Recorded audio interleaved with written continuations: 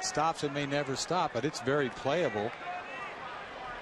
See Beckett on the mound out here, been competent as can be the last month of the season, the way he's been pitching. Commanding this fastball, outside, inside, that's what you go for. I mean, when he's not overthrowing the ball, he's commanding, and he's been doing that the last month. The Yankees wrapped up their homestand with a win last night against Tampa Bay. They did play last night. They got into the Boston area around 1:30, quarter to 2, ready to go for this series against the Red Sox. And to see Damon's numbers, the number that jumps out at you is 12 home runs. As he has really enjoyed the new Yankee Stadium. Yeah, talk about a Yankee home run stroke. I mean, that one-handed thing that he sort of patented. But at the same time, it's not like he's just flipping balls down there 315 feet. I mean, he's hitting the balls 385, whatever, pulling the ball. It's not like he's dunking them out there. 2 is outside as Damon bats second in the order and DHs tonight. Here's the difference as far as Yankee Stadium goes. 9 home runs in the brand new Yankee Stadium, 3 away from Yankee Stadium so far. The average has been better for him at home. On the ground right side, Pedroia is there. And there's 2 away.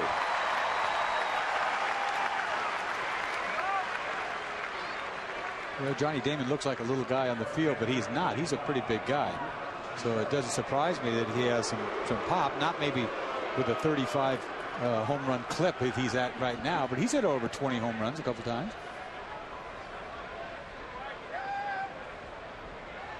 And 2 down for Mark Teixeira.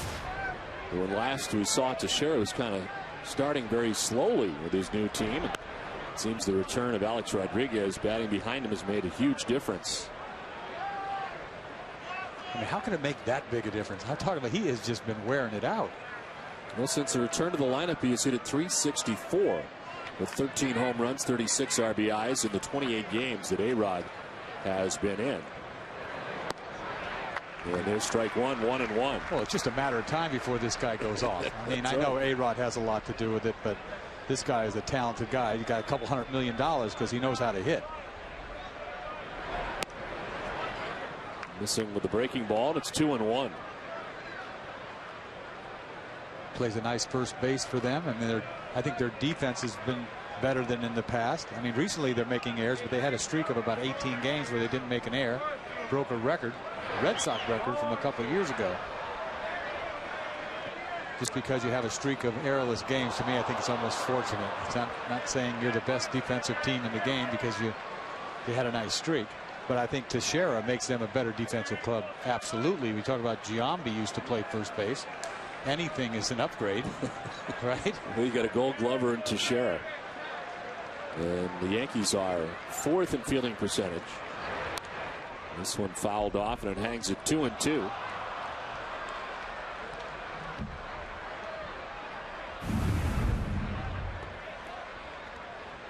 A slippery night here at Fenway Park. It is a little slippery in the walkways. Nobody may catch one. Nobody can even stand up. It has been misting here most the afternoon and into the early evening. As a fly ball down the left field line will make its way foul.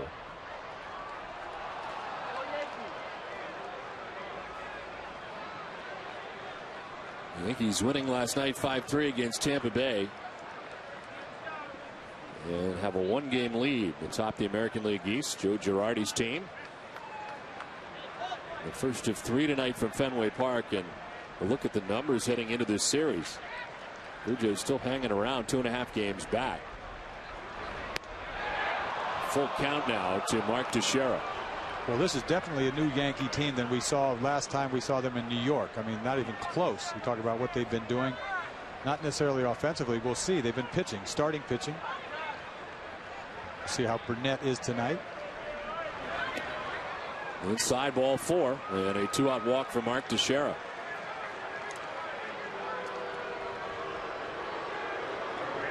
Here comes A-Rod, first at bat at Fenway of 2009.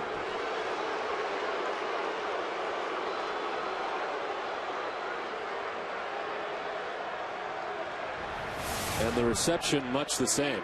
What new, right? A-Rod at 248, 8 homers, and 23 runs batted in. Steroids doesn't change anything. They're going to boo him regardless.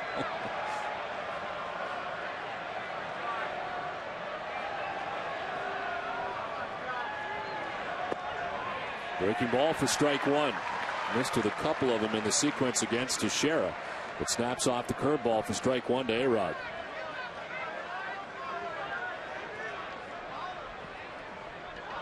A-Rod been walking a lot more, taking a lot more pitches.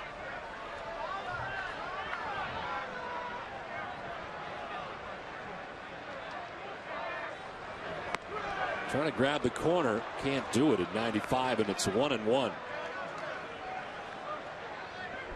That's Beckett's pitch, that bread and butter outside corner. When he hits that outside corner, he's going to have a good night. Against Detroit, he did it all night long. You see this pitch right here. He misses down and away, but that's a good throw. Everything has to be right to hit that outside corner. Can't overthrow.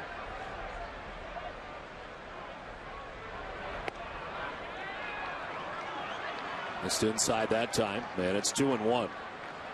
You face a guy like A-Rod, you try to hit your spots.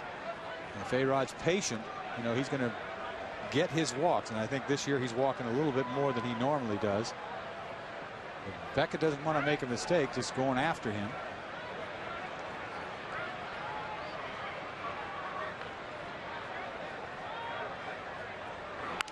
A-Rod pops it up in the infield. Down from first comes Youkilis. Yuk puts it away to end things here in the top of the first. Red Sox coming up.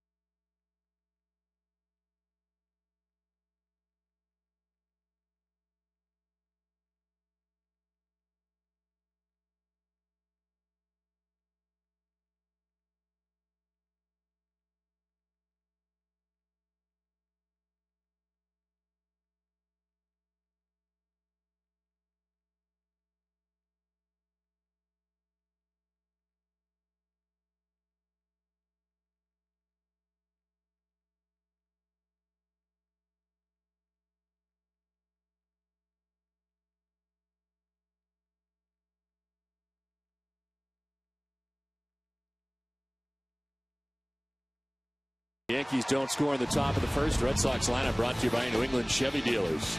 Leading it off for Boston at second base is Dustin Pedroia. J.D. Drew back in the lineup for the Red Sox tonight, bat second. Youkilis at first base. Jason Bay in left. Mike Lowell at third base with David Ortiz, the DH, batting sixth. Jason Varitek does the catching seventh. Mark Kotze in center field in the absence of Jacoby Ellsbury. And Nick Green at shortstop bats ninth. Dustin Pedroia standing in to get this bottom of the first inning started. And the first pitch from A.J. Burnett misses outside. 9 career starts against Boston. He's 5-0 overall this year in 11 starts, 4-2 with a 4.69 ERA. The opponent hitting at .255 against Burnett. And Burnett's always got his gas. He's always got 95 plus, but when he's tough, that breaking ball, he has command, control of that breaking ball. He shows you he can throw it for a strike, and then he bites it and you swing and miss, and that's where he gets his punch out.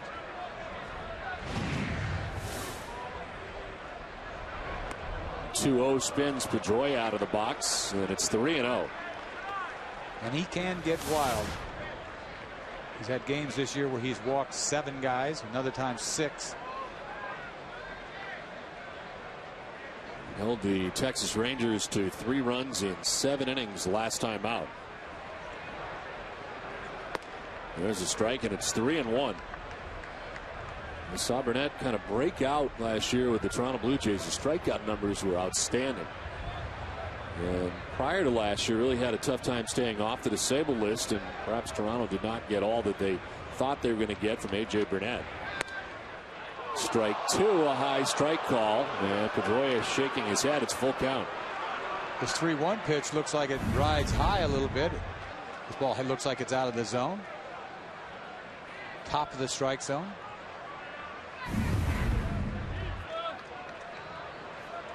Look at the numbers in his stay with the Toronto Blue Jays. 3-2 is in the air to center, and Brett Gardner's going back. He's got room on the track and makes the catch for the first out. Let's see how the Yankees align defensively tonight. Nick Swisher in left. Brett Gardner just made the catch in center. It is Melky Cabrera in right. Alex Rodriguez at third base. Derek Jeter at shortstop. Robinson Cano at second. Mark Teixeira at first. Jorge Posada doing the catching for A.J. Burnett. We talked about the Yankees defense. They are 4th in fielding percentage to start the night. On this rainy, drizzly, cold night from Fenway Park, J.D. Drew stands in and takes ball 1. You know, for the most part, Burnett was a .500 pitcher going into last year and had a great second half last year with Toronto. Finished 18-10 and got himself out of a $50 million contract into a bigger contract with the Yankees, which is incredible to say the least. Hard to imagine it would have been bigger if he did not put up the big numbers that he did last year. They scored him a lot of runs last year, but he had a great run at it. Ended up pitching in 221 1/3 innings. A lot of punch outs. It was the first time that he'd gone over 200 innings in a Blue Jays uniform. Ended up with 231 strikeouts and the 18-10 mark and 34 starts last year for the Jays. On the ground to his right goes Cano. And there's 2 down in the first inning. Let's check in with Heidi Watney. Well, Don, J.D. Drew back in the lineup after missing 2 games. Jacoby Ellsbury not in the lineup today. He is still sore in that right shoulder after injuring it, sliding into second on this play here in the 3rd inning of Sunday's game. He said he then tweaked it in the 4th inning on this catch. Great catch, but he came out of the game. He had it examined yesterday. Terry Francona said there is no structural damage in the shoulder, which is good news, but he is still sore. He's listed as day-to-day right now. As for Jed Lowry, Francona said he could be back in about a week. They're going to reevaluate Lowry after this series against the Yankees in just a couple of days and decide what to do about sending him on a rehab stint from there. Don? Okay, Heidi, thank you very much. Certainly that is good news. As this one tap foul on the Lowry front, and see how long he rehabs. You wonder if, can't imagine, be as long as Mark Kotze's was. That was a pretty long rehab. So. Well, they're going to push him along, I would assume, but you just can't push it. You know, you got to, it takes what it takes. And I know everybody's in a hurry to have him get here, but you don't want him to get here and not be ready. Mark Kotze had 33 at bats. 0-2 to Youkilis, misses away, and it's a ball and 2 strikes. The thing about Lowry is that everybody thinks he's a superstar, almost waiting for him to come. I mean, not to take anything away from the kind of play that he did last year, but you know, he's a good shortstop, and he had a good year RBI wise out of nowhere, I thought, last year. But he's not the end all. I mean, I think that's putting a lot of pressure on a guy to come back, to think that he's going to be like just be the greatest shortstop you've ever seen defensively and do what he did last year, which to me was I don't know, I wasn't expecting him to have the kind of RBIs, the production that he had last year. So I just don't want the expectations to be too high for this kid. Ball 3 to Youkilis and a full count.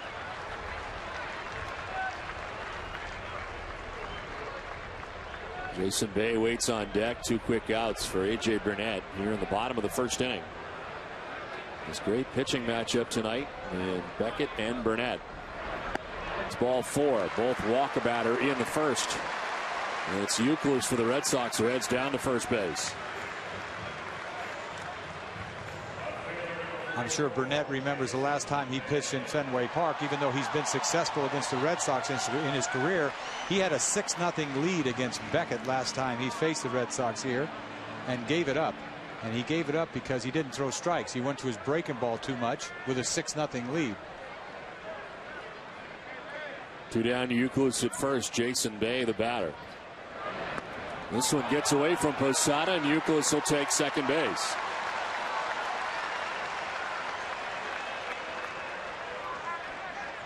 So the sort of crossfire fastball that he's featured sinks right down in the dirt. Got a glove on it. I think that is a pass ball if he got his glove on it. We'll see how they rule it.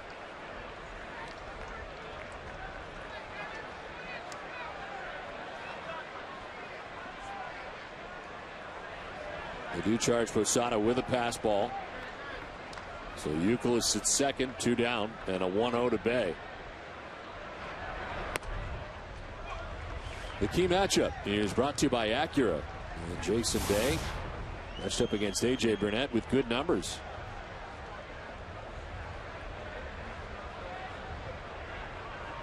See how big Burnett is. It's easy to be wild when you're about 6'5", 6'6". He sort of uncoils. Fastball gets away from him a lot. Bay hits it to short. Derek Jeter is there. And gone are the Red Sox in the bottom of the first. We played 1. No score from Fenway.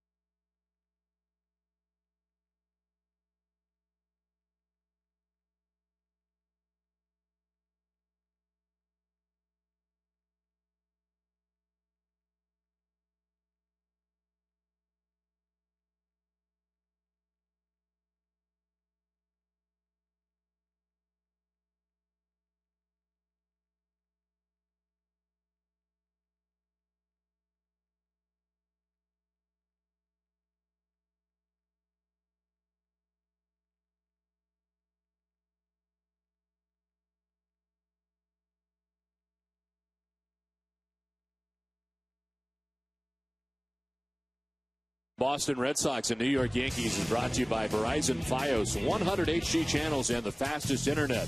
This is Fios. This is big.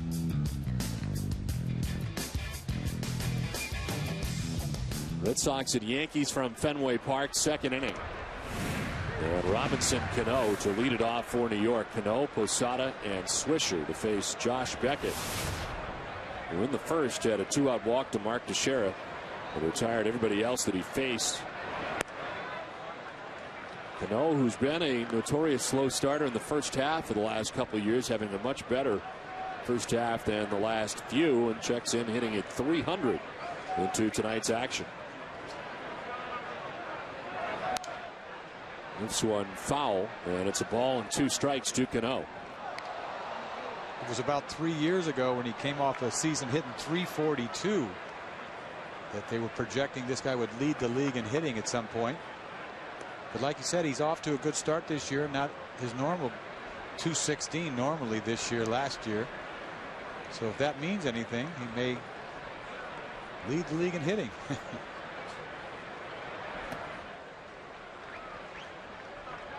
Has been pretty good defensively this year, ranking second among American League second basemen with a .992 fielding percentage, 1 error in his last 50 games. Then you think about the offensive production for him since 05. Only Chase Utley's got more hits than Robinson Cano does among second basemen.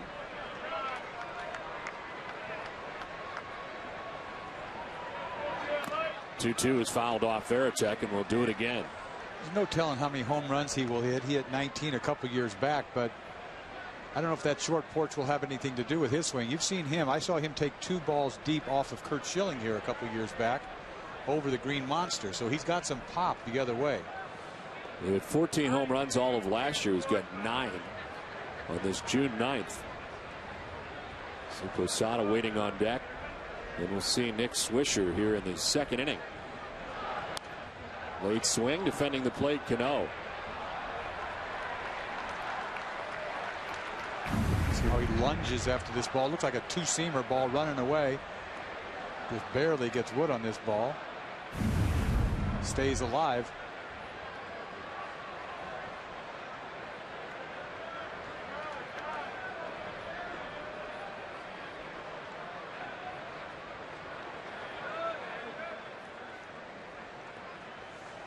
Beckett shaking off a few Jason Varitek's options. The cutter inside, he said before. Changed lanes a little bit. That's that 2-seamer. Starts at his hip. Can't get it to come back. And it's a full count, 3-2. This is the pitch that punches out a lot of left-handers. He tried to throw a 2-seamer that make it run back over. It's a low strike. It's a close pitch right there. I got to have that. Nobody says anything about it.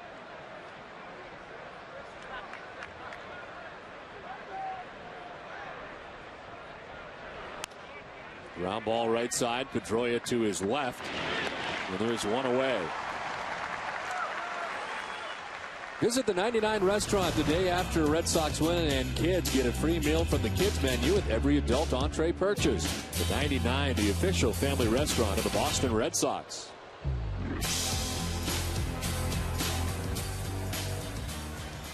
One out in the second inning as Jorge Posada digs in. Yankees have been without Posada for a while again this year. Worked so hard during the offseason to get back, and then got back on the DL. Right hamstring strain, and he missed 22 games. Reinstated May 29th as he fouls this one off. And they may have gotten a piece of Mike Everett. See his high fastball. Seen balls off umpires a lot recently.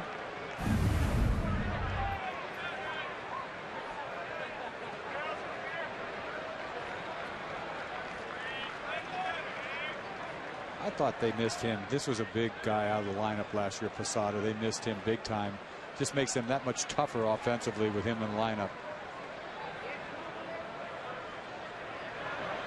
Well, he, like many of the Yankees, has powered up so far this year. He had 3 home runs in his 168 at bats last year. Got 8 home runs in 32 games this year. Everybody's going deep. They got 92 home runs. When you look up and down this lineup, though, you got Jeter at the top with 8. That's Damon a lot with 12. Yeah.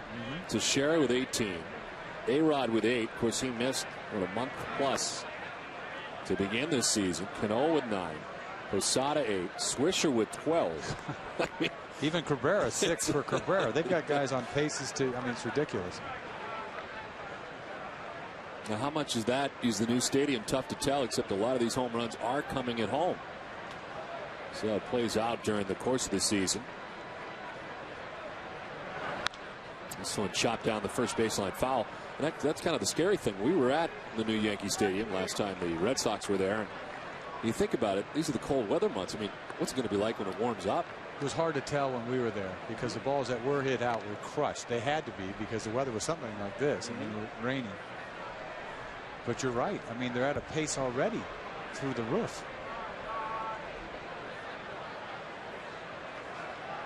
That can't be good for a manager. It's hard to manage a pitching staff when balls are jumping out of the ballpark. It's in tight for ball 3 to Posada. Beckett really is careful when he pitches against the Yankees. It's different than facing the Detroit Tigers. Believe me, this lineup, you can't get cute here and start going after people too much. You see him trying to spot the ball in and out, running full counts to this point, this inning.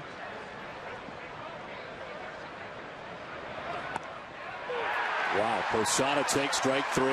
First strikeout for Josh Beckett, and there's 2 down.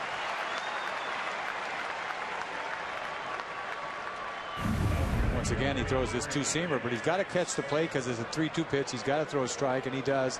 High strike out over the plate. Froze Posada right here. He didn't know how to handle that ball. High strike.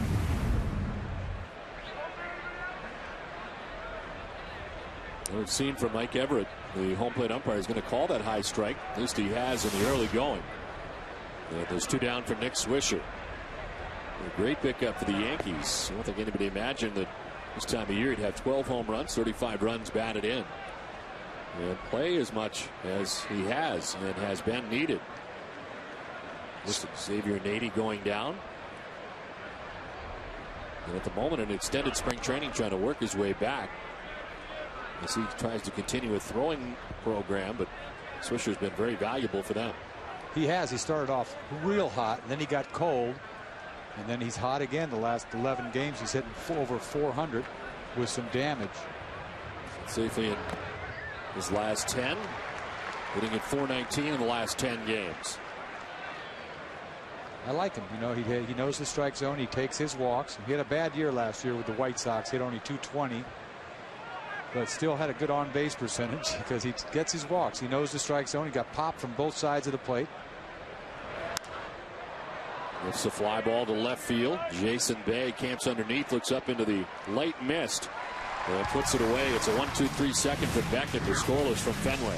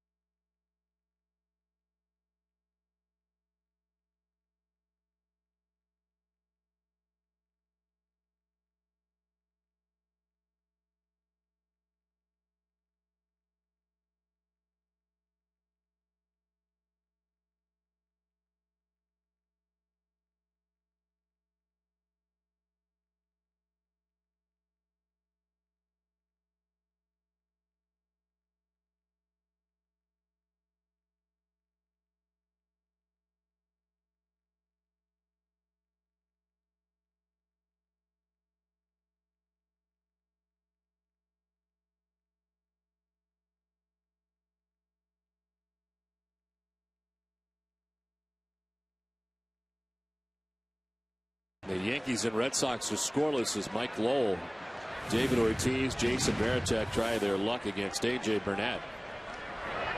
Lowell takes the breaking ball for ball 1. It's that sweeping breaking ball that he's got, and a fastball that he doesn't really know where it's going. He could paint you away, or he can run it back in on you by accident.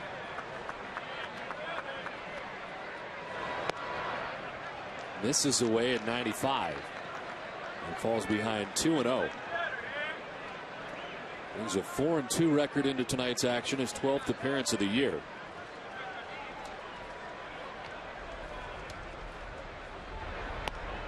It's ball 3, 3-0.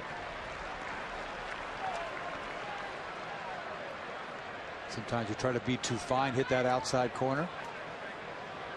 Got to go after somebody sometimes. Middle.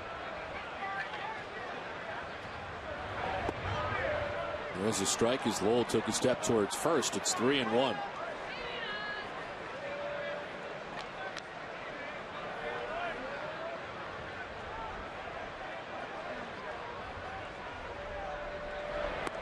Runs it inside and misses ball 4. Second walk given up by Burnett. But you don't have to go to Fenway to feel the ballpark excitement. This season, visit a Showcase Cinema near you for HD Game Night Red Sox Live. Don't miss the next game of the season, Thursday night at 7 p.m. against these New York Yankees. Visit NESN.com for more information and a list of participating theaters. Leadoff walk for Mike Lowell. Second walk given up by A.J. Burnett. And here is David Ortiz. Look at a 197, 2 homers, 22 runs batted in. And taking strike 1. Very quietly, David is riding a 6-game hitting streak.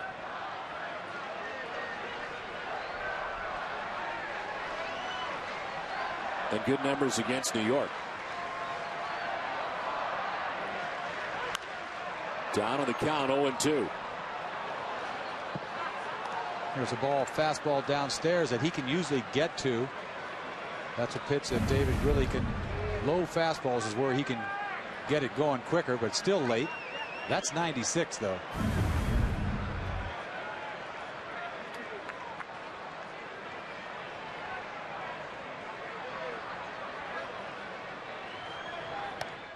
The elevate Ortiz does not chase. It was the Yankees team, one of 2 American League teams with a winning record at home and on the road, along with the Texas Rangers. The Yankees are 18-11 and their road record 16-12. See, he's opening up right there. Every delivery is different with Burnett. He has not repeated a fastball to this point. That's why he's scuffling control-wise.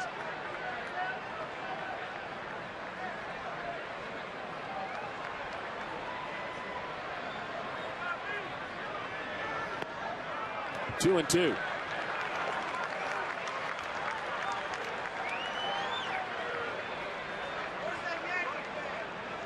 Run support has been incredible so far for him. He's getting 6.73 runs per outing. Oh, I could win 20 games with that. He's won 4 so far. He's 4-2. Ortiz to center field. Back goes Gardner. At the wall, it is gone. 2-run home run for Big Papi. Oh, what a sign that is to straightaway center field. That's a big sign right there. That is the old David Ortiz right there.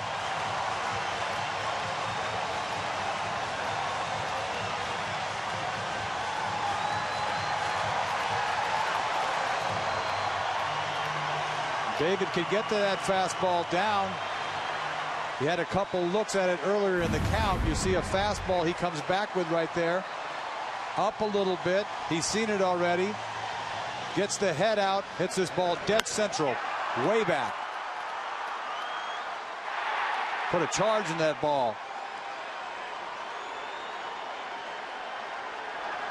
No matter how hard you throw, somebody's waiting for it. 12th home run given up by A.J. Burnett on the season. Another curtain call for Big Papi.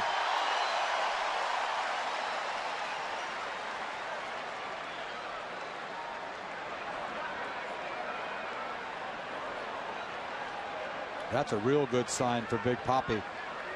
Good fastball, live fastball, hit it dead out, dead central. A.J. Burnett, you come in, you hear about all the struggles that David Ortiz has had all season long. What struggles? Bomb to center field for Big Papi. He never struggles against the Yankees over the years. Ortiz wore them out.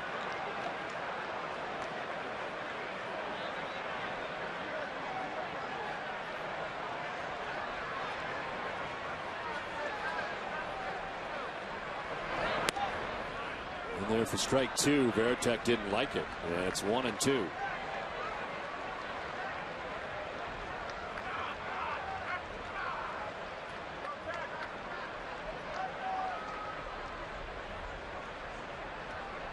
Walk to Lowell, the 2-run shot for Ortiz.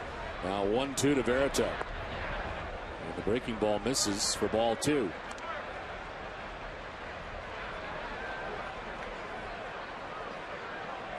He's got to feel good right now. That's as good as he's probably felt in a long, long time. When you crush a ball to dead central. Now Veritek strikes out. First strikeout for A.J. Burnett. Missed with a curveball, barely on the outside corner. Comes back with a fastball in, absolutely freezes him. Good pitch.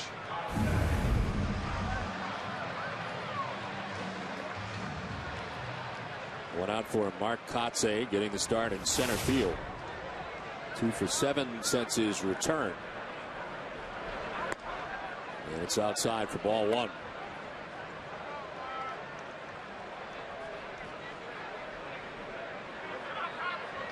And Kotze with a home run here the other day. And feeling good at the plate. Of course, the long rehab stint to get himself ready again. And he's always had good numbers here at Fenway Park, whether a member of the Red Sox or not.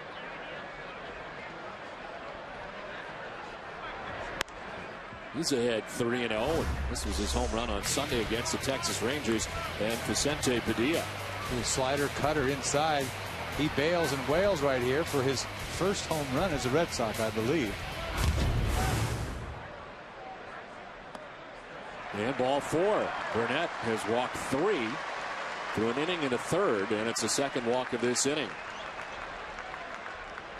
It's the kind of pitcher Burnett was up until last year. You know, one good game, one bad game.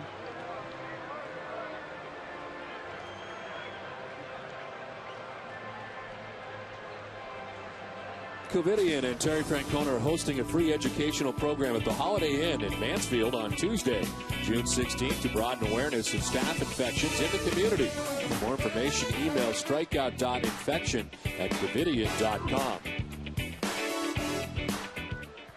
One out, Kotze at first, and Nick Green takes strike 1.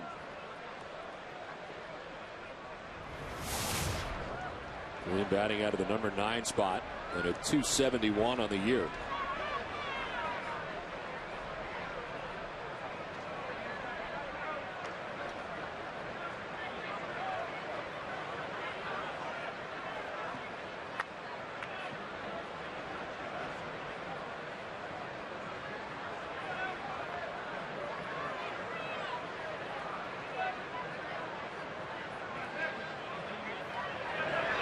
Breaking ball drops in there for strike 2, and it's 0-2.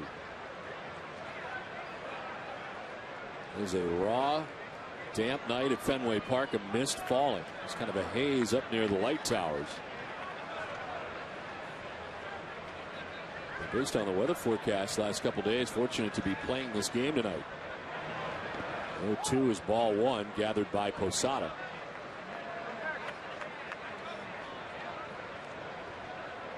Might be like this for a couple of nights. And I think that is largely the concern. A lot of times, as you said earlier, they won't start games in this kind of drizzle, but sometimes you wait a couple hours and then end up playing in this kind of drizzle anyway. Right, so could have played through it. A lot of times you just will not start a game if it's raining. So credit them for getting it going here tonight. 1-2 is tap foul.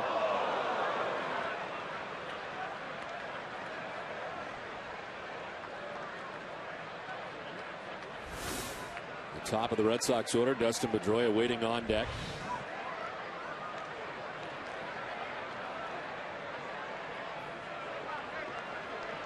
He may get away with his control on some other clubs that aren't as patient as the Red Sox. But three walks already in this ball game. Pitch count going up.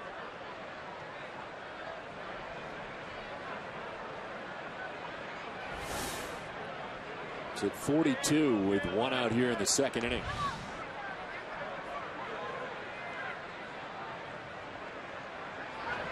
Green grounds one towards third base. A-Rod, little trouble getting it out, and they get nobody. You're thinking on the bounding ball it's going to be tough to get 2 because it wasn't hit that hard, but on the transfer a little bit of a juggle, and they end up getting nobody, much to the Fenway delight. When this ball was hit, I was surprised he was even looking at second base. Now, he probably would have got him you know, if he didn't bobble the transfer right here. But I said, just take an out, you know, take the out at first. And he still tries to shove it to second base. No chance. Kind of nonchalant at that. Like, I would have just got the out at first. They charge him with an error. Well, Pedroia takes ball one.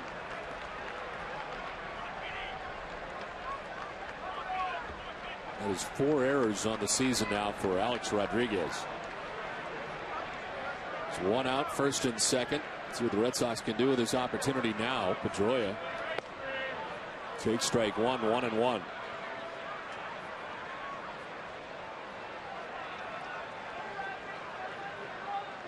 I'm surprised he tried to force that thing into second base, especially after the bobble. He should have just said, forget about it, go to first.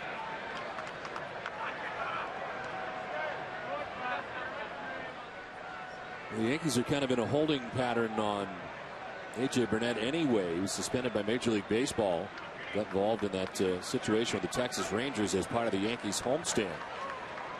They ruled that he intentionally threw a pitch in the head area of Nelson Cruz of the Rangers in the 5th inning. To third, A-Rod, long throw from deep third, and it's there in time to get Pedroia at first base. Of course, A.J. Burnett has appealed that situation, so that will have to be determined later. Pedroia is out, and there's 2 down. Sort of a slow developing play the way this ball was chopped. 2 hops, backhand to Alex. Alex shows off his arm. Makes it play a little easy. I mean, it looked like an easy play compared to the last one. Nice stretch there by Teixeira, who's got to be a nice target to throw to. He picks everything over there.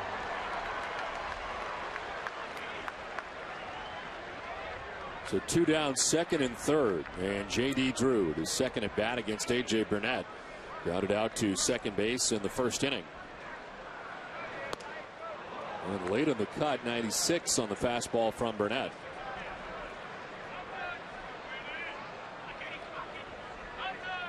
And Burnett leading the American League with a career high 231 Ks a year ago with Toronto. It was the second time in his career that he had more than 200. He's ahead of Drew 0-2. A big 2-out base hit right here. See a fastball down and away. Ball's low. You know, Amica pitch zone will pick up that ball down that we think is low is a strike. That's what I'm getting used to. Ball down registers a strike. Drew to left field. Back goes Swisher at the wall. It is high off the wall. 2 runs scored. Drew to second with a big 2-run double with 2 outs in the inning. Puts the Red Sox on top 4-0. What a big 2-out hit right there by J.D. Drew. Falling behind in the count, 0-2. Gets a fastball, supposed to be inside. You see where he doesn't really know his fastball. He doesn't know where it's going. He leaves it out over the plate. 0-2 pitch. J.D. Drew almost goes bridge here. Hits it off the boards. Big 2-run double. 2-out 2-run double.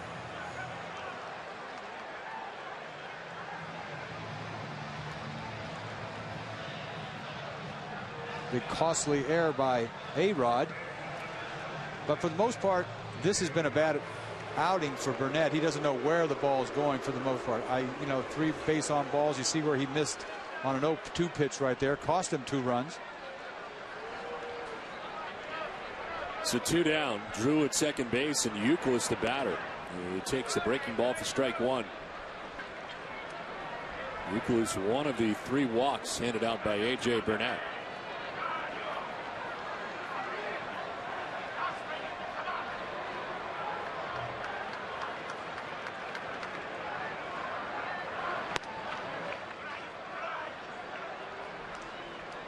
It's almost like J.D. Drew deked him. He swung and missed the first pitch, like the ball was thrown right by him, which almost made A.J. think he was throwing the ball harder than he was. More than anything, just bad location on the ball. 0-2 pitch. It's a strike, and it's 1-2. The league leaders are brought to you by Olympia Sports. Nice batting average in the American League with runners in scoring position. Jason Bartlett, who's on the DL right now, leads in that category, but both Youkilis and Pedroia in the top 5. Youkilis trying to better those numbers. Did he go? No. Says Jerry Davis, first base umpire.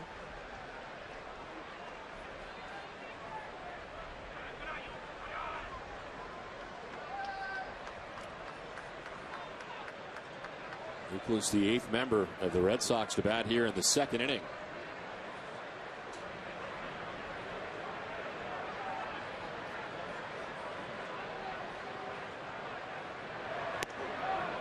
Full count.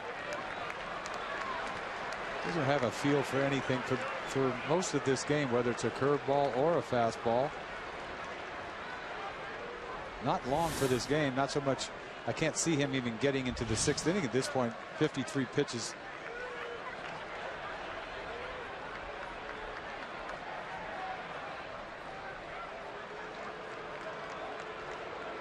Posada to the mound.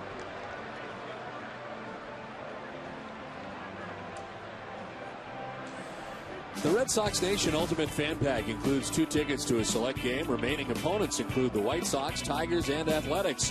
Visit RedSoxNation.com to join today. 2 outs here in the 2nd inning. J.D. Drew at 2nd, and Youkilis fouls off the 3-2 pitch.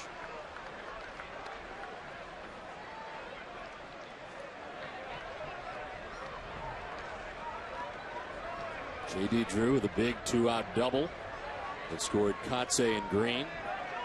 And it's a 4-run bottom of the 2nd inning so far.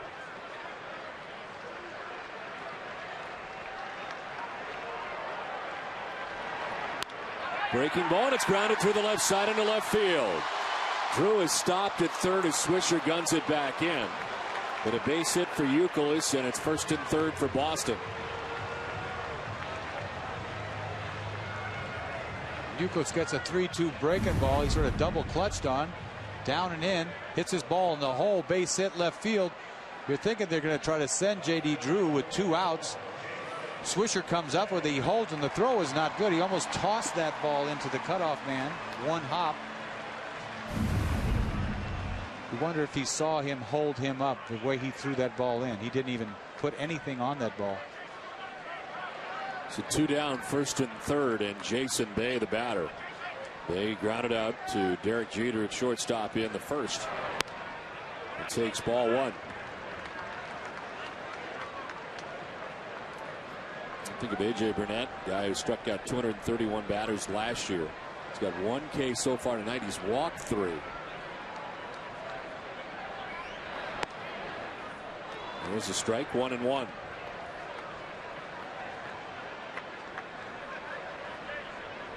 He could be tough when he throws strikes, but like you said, he punched out over 230 guys last year, walked 86 guys, which is a ton of walks.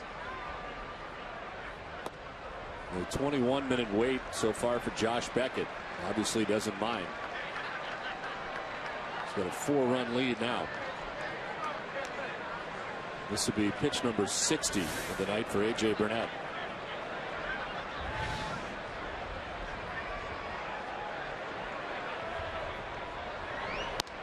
And it's ball 3. You see his fastball gets away from him. Up and into a right-handed hitter. He opens his front shoulder, and he's so big and throws so hard. He has a hard time finishing with his fastball. Been a long inning for him. See Posada a couple times point to that shoulder, trying to coach him through it. This one rolled foul, full count. There is action. Looks like Tomko is going to hop up here for the Yankees. And just now getting his glove and about to start warming up. Boy, he's been around the block. Tomko, he's been everywhere. I like to count the teams he's been with the last 6 or 7 years. Every year it's a different team. Bay to deep left center field, high in the air, as Gardner, the center fielder, is there to make the catch that ends the inning. Red Sox score 4 times, a 2-run home run for David Ortiz, and a 4-0 Boston lead.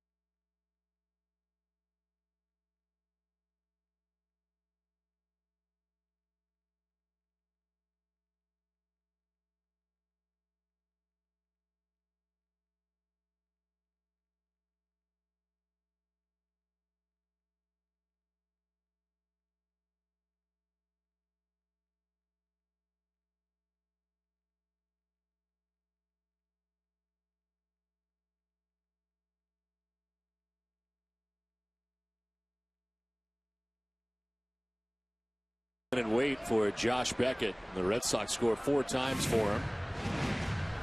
Melky Cabrera leads off the 3rd inning. Cabrera checks in under 300 at 297. 6 homers and 23 runs batted in. And down the count 0-2. Melky's had some big hits for the Yankees late in the game, 7th inning on, really done some damage for them. You know, you've seen that nightly walk-off they had going there for a while in Yankee Stadium, and he was behind a lot of it.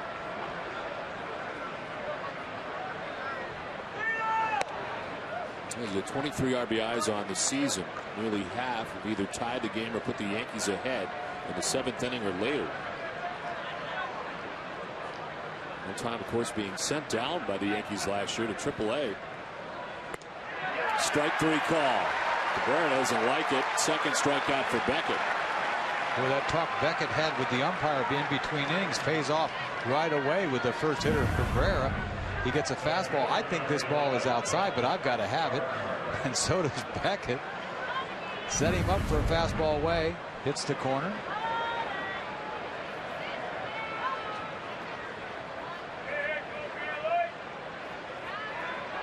One down for Brett Gardner. Take strike 1. Don't tell me having a conversation in between innings with Beckett and the umpire Everett doesn't go a long ways. Right away, first batter. About that. I know. I was trying to explain to you. I wonder what they're talking about. We see more of that today than we've ever seen before. I mean, starters kind of talking to the home plate umpire at the end of an inning. I mean, what are they asking? Is that what the strike zone's going to be? Is that as high as it's going to be? What are they talking about? Well, maybe he glanced a certain way. He said, this is a good way to do it. Say, hey, listen, I wasn't questioning that call or something like that. You see, in between innings, nobody sees this go on except us, because I'm going, oh, he's trying to get on the good side of the umpire. That's what I think. He's just got his glove over his mouth telling him, hey, maybe I looked at him the wrong way. Don't get me wrong now. I wasn't trying to question that call. And right away you're getting this rapport with the umpire that you want him to be your pal. To left field, Jason Bay tracks it and is there for out number 2.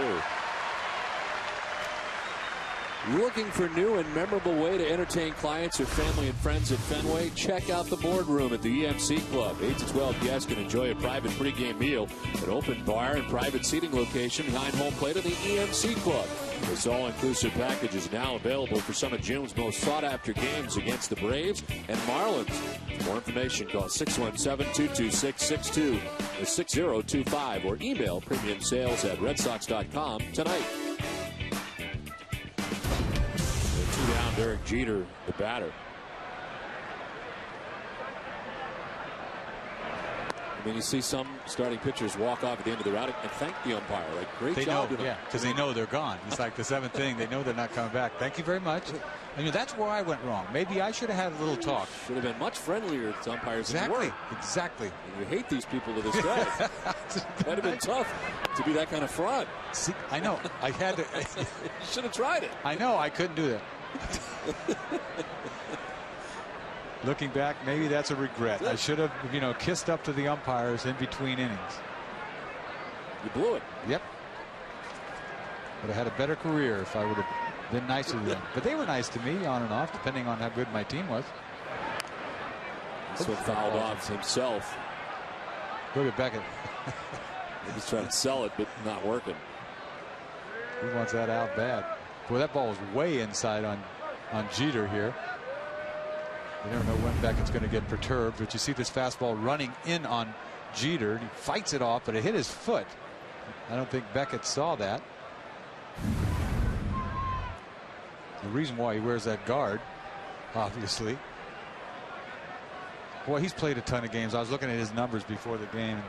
13 years in the big leagues, and every year except for one, he's played at like 150, 155 games. It just consistently goes out there for a shortstop. Wear and tear going out there. To me, catching is probably the toughest, but shortstop would be right after that. He's played 2,039 games and sends one back at Beckett. The throw in time, and it's a 1-2-3 third. Red Sox lead it 4-0.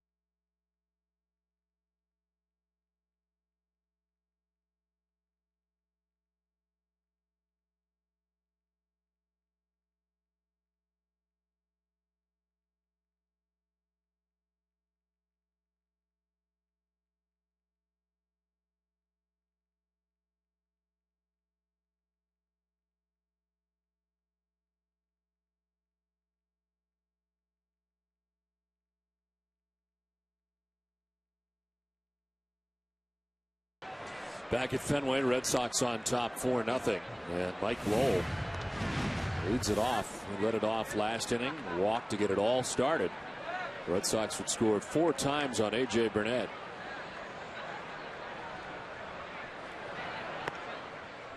Lowell takes the strike to even the count at 1-1. 64 pitches already for A.J. Burnett as he faces the first batter here in the bottom of the 3rd inning. And Brett Tomko up in the pen last inning. They do not to start this inning. No consistency. Every pitch. You're not sure pitch to pitch whether he's going to paint or it's going to be in the dirt, whether he's going to pull a fastball or throw it up and in.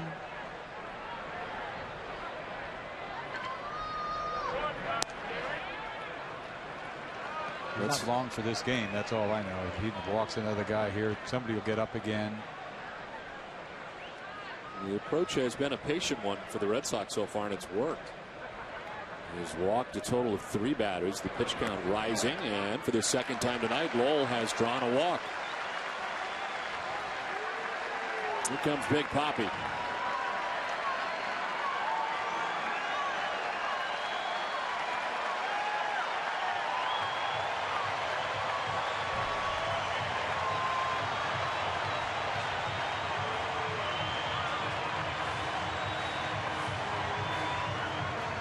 Good sign that Big Papi's starting to get on that fastball, because it wasn't like, you know, mediocre salad up there that he featured. He hit the ball over 94, 95 miles an hour up out over the plate. It's much better than mediocre salad, I thought. Yeah, mediocre cheese is what I meant. This is good cheese. The Amica Pit Zone is brought to you by Amica Insurance. Get the right auto and home coverage at AmicaCoverage.com, and you'll see this bomb that he hits out, trying to get a ball fastball in, leaves it up, out, over, not so much up. Ball's thrown pretty good, 95 miles an hour, dead central. 2nd home run of the year.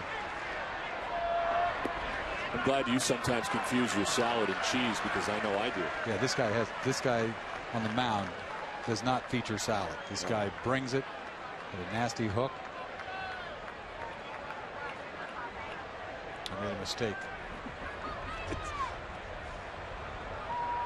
The numbers against A.J. Burnett, hitting his 2nd home run in his career against Burnett.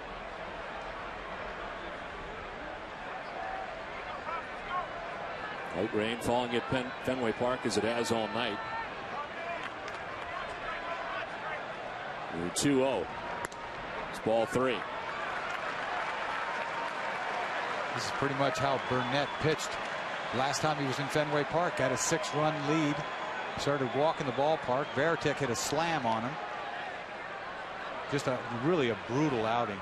When you give up a 6-run lead and be the kind of quality pitcher he's supposed to be, it's not supposed to happen. Saw Brett Tomko taking the jacket off. He's about to start warming up again.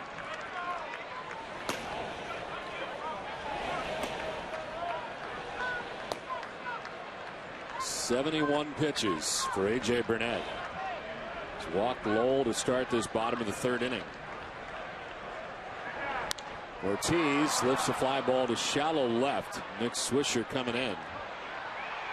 And he makes the catch, battling, I don't know what, the raindrops, but seemed to be confused there. He makes the grab for the 1st down, and we send it down to Heidi Watton. Well, Don, A.J. Burnett had some trouble with the Red Sox last half, but historically he has had so much success against Boston. The Yankees actually pushed his start back 2 days so that he would face the Red Sox. Now, in his last start at Fenway earlier this year, Burnett had 1 tough inning, but Dale Island said that he did well other than that. We expected to see him get us deep into the game tonight. You know, he pitched well here the last time we were here for 4 innings, and the wheels kind of fell off. But AJ's a pro. He's been around. He's had success in this division, in this league, and especially in this ballpark. So we look for good things out of him tonight. In his career against the Red Sox, Burnett is 5-0 with a 3.52 ERA. He is pitching once again on 2 extra days rest tonight. Don? All right, Heidi, thank you very much. There are the numbers against the Red Sox in his career. He's never lost. You had to see the way he did it in that 6-run lead he had. He had 1 bad inning. I thought a terrible inning. He's throwing 3-2 hooks when he's got a 6-run lead, walking people. To me, that's just not acceptable. Falls behind Varitek now, 2-0. Walked only one in his 7-inning effort against the Texas Rangers last time out. Well, they swing at everything. We saw that this weekend. We saw it They're first. hard to walk. Daisuke didn't walk anybody. Hello.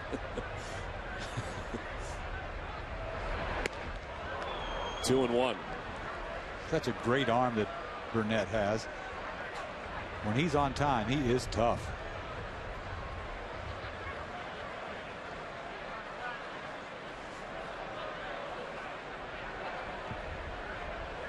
Mike Lowell at first base, 1 out. Outfield about straight away on Jason Varitek.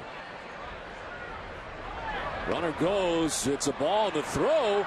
Lowell is going to be very out at second base.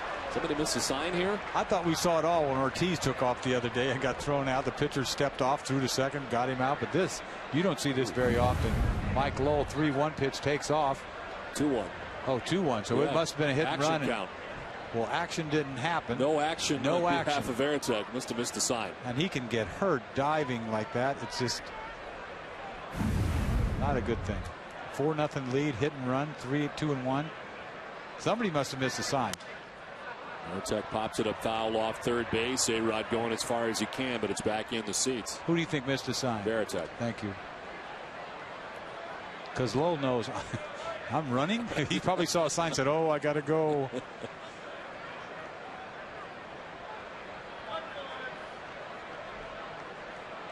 You don't want him diving anywhere at this point. No.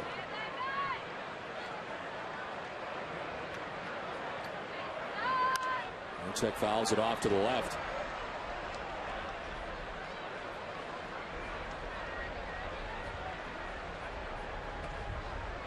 Kind of doing Burnett a favor. Think about it. He was on his way to have a big inning again, pitch count wise, and now he's got 2 outs. Threw 43 pitches in the second inning.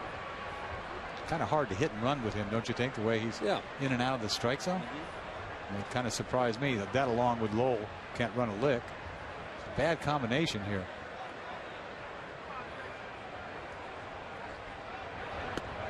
Inside ball 4 and another walk. That's 5 allowed by Burnett. Well, hurry into Olympia Sports. Spend $75 or more on licensed Major League Baseball merchandise and get a $15 Olympia Sports bonus card. This promotion ends June 23rd. Olympia Sports, get it for less. You know, the Yankees held him back a couple of days, like they said, Burnett. You can't ever project this game, can you? Let's hold him back because he pitches so well against the Red Sox, and then he comes out and throws a dud.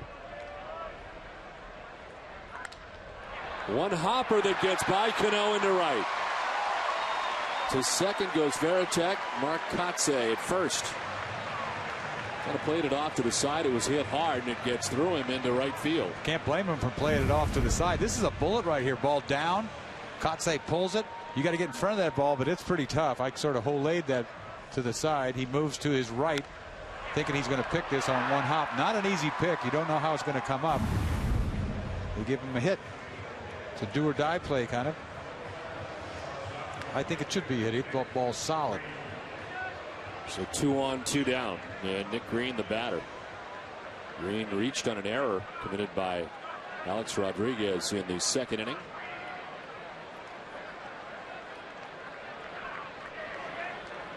Red Sox trying to do more 2-out damage.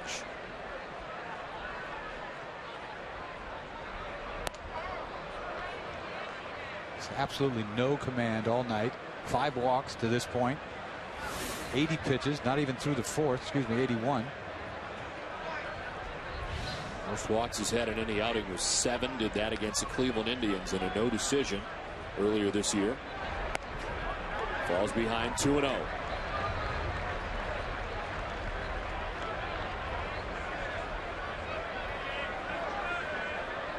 But Tomko is up last inning, up again, and probably pretty close to ready.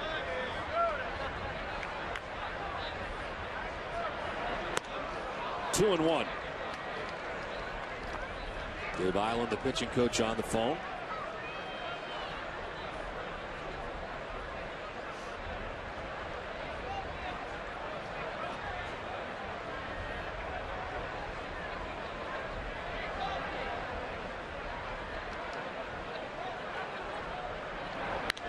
Green to left field. Gonna get over Swisher to the track and the wall. Veritek from second will score, and the Red Sox lead it 5-0. Another 2-out RBI, and this time it belongs to Nick Green. Nick Green, he can hit a fastball. He's looking fastball 2-1. It just swung through a fastball for strike one. Gets another fastball down, but he can go down and get this ball. He puts a charge into this to left field. Nick Swisher thinks he's got a beat on it, and it's over his head. One hop in the wall. And that's enough for Burnett. This was a terrible outing for Burnett. Pitching change from Fenway.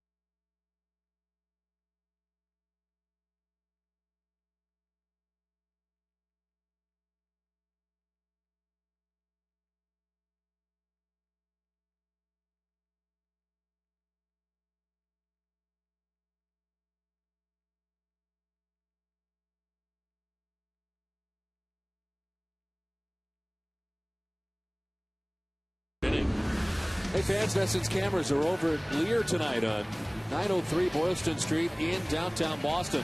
The fans are taking in this game one of the Sox-Yankees series, always serving an honest brew with a big taste and nice finish. Visit Lear to catch all your baseball action.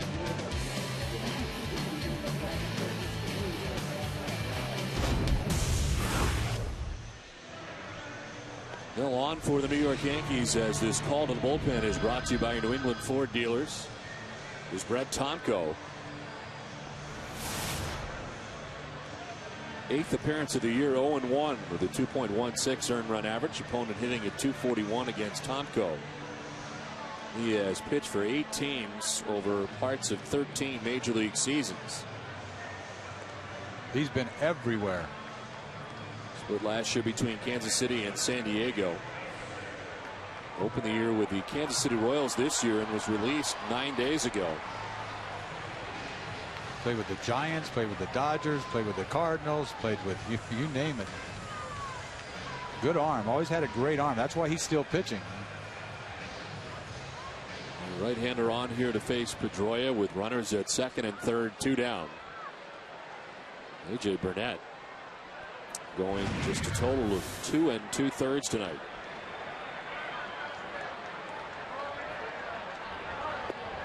Give up 5 hits and 5 walks, and so far 5 runs. Struck out only 1 batter. A couple of unearned runs from A-Rod's error last inning, so it takes a little of the earned run average down a little bit because of the air, but doesn't make the outing any better to me. Walking 5 guys, ball all over the place tonight. Home run by Ortiz. It's not going to get it done. 84 pitches is a ton of pitches, not even in 3 innings. It's outside for ball 2, 2-1.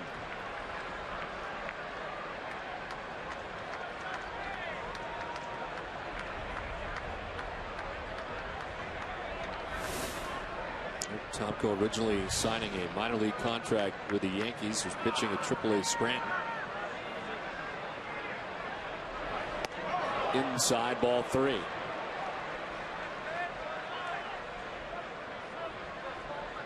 This Red Sox team will just relentlessly wear you down. It's Kotze at third, Green at second, and 2 down in the 3rd inning.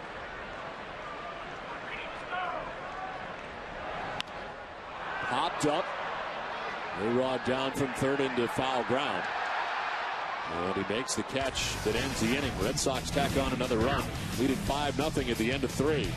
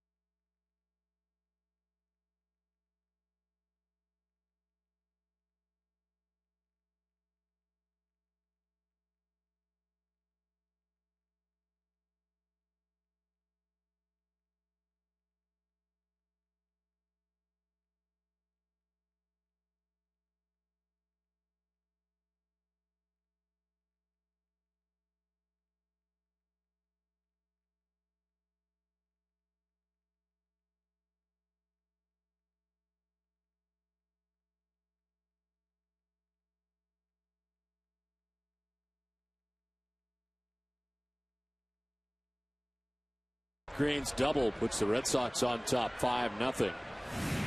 Johnny Damon to lead it off for New York. And it's strike one from Josh Beckett, who had a 20-minute wait. The inning before a 25-minute wait, so he's been sitting for 45 minutes in the last 2 innings in which the Red Sox have batted. He's still in this game. A.J. Burnett is not. He's ahead 0-2. You see 0-1 changeup. Turned me over changeup a little bit there. 89 miles an hour.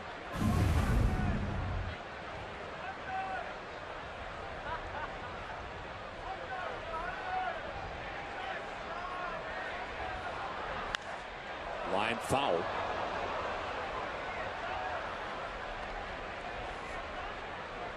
Got to be careful with Johnny down and in like that. That's his happy zone that he one arms you sometimes into that short porch. That ball's too far inside. He's got some power down and in.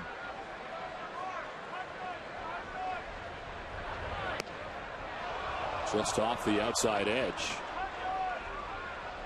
Last inning, the umpire gave him this pitch outside, almost identical. Well, maybe a little higher outside. Doesn't like him that much.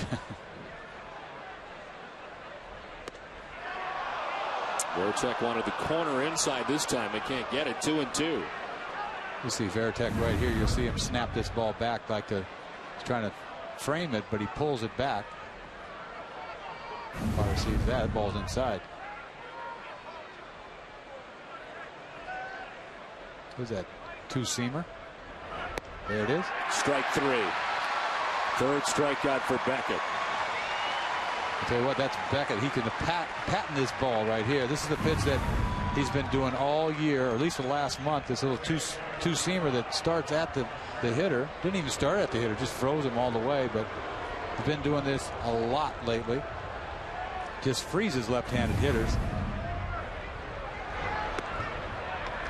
Well, Mark Teixeira stands in, takes strike 1. Beckett with 3 strikeouts are all called third strikes. Teixeira, not one of them. He walked back in the first inning. Only free pass allowed by Beckett. But early on here, you see with Beckett, 3 punch outs, but really mixing it up. Curveballs, two-seamers. You saw a changeup down and away. Using both sides of the plate. Really pitching to this point.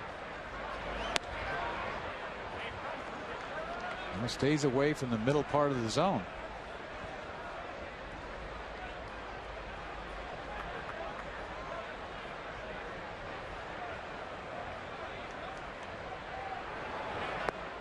Swing and a miss, and it's 2-2.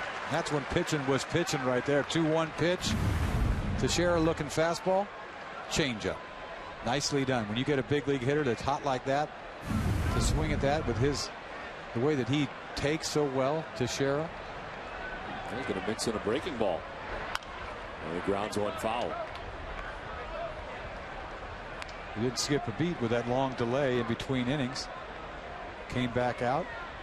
Pretty much doing whatever he wanted to do. It's 60 of the night for Beckett. They're going back in. They can't get the corner. See the same pitch he tried to do Johnny Damon right here. Just pulled it a little bit. Didn't give it a chance to run back. So, you know, two seamers kind of go the opposite. Sometimes you try to overthrow them.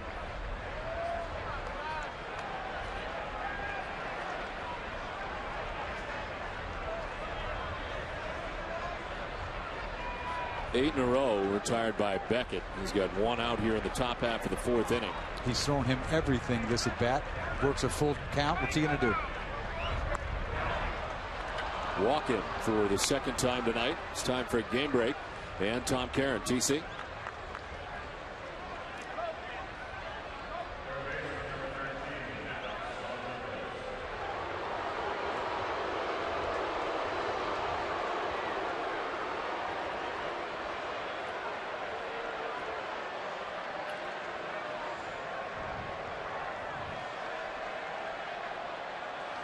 Okay, Tom, thanks very much. Here on a rainy night at Fenway Park, it's 5-0 Boston.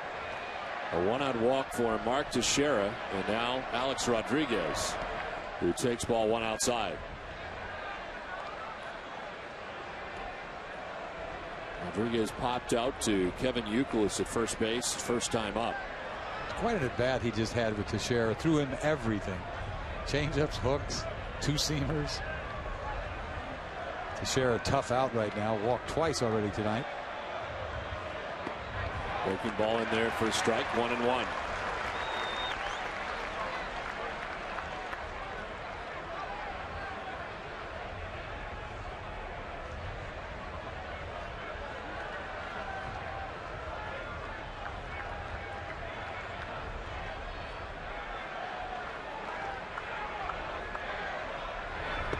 Good ball again, back to back, and it's 1-2. Well, Alex Rodriguez committed an error in the second inning that opened some things up for the Red Sox. They were able to score 2 more runs after this, and was upset about it in between innings. Such an easy play. It's got to just be maddening when you can't make a play like that. Routine. A 1-2. Another breaking ball, and he strikes out A-Rod with it. How about 3 curveballs in a row? A-Rod had no idea what he was going to do right there. Nothing but breaking balls in this at bat. The crowd loves that, but A-Rod took, finally gets another breaking ball, way off balance.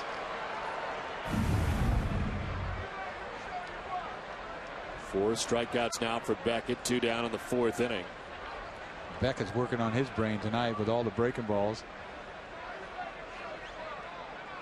Robinson Cano, the batter, grounded out first time up.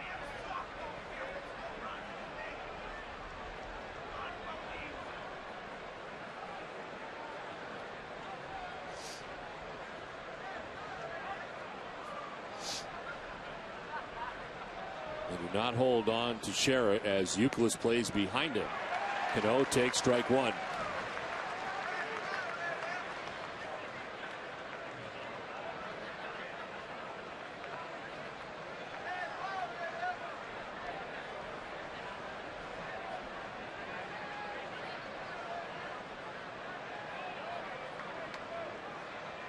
Pitch number 67 of the night for Beckett.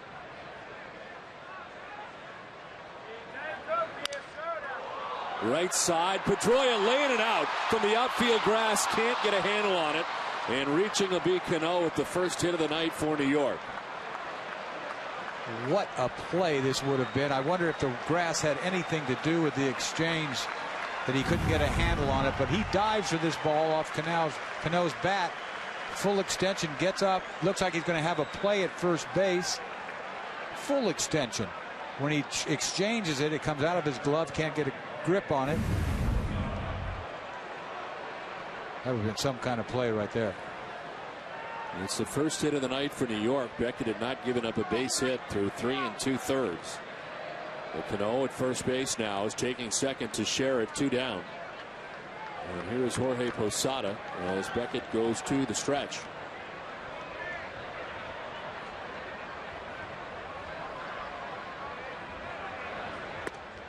Strike one.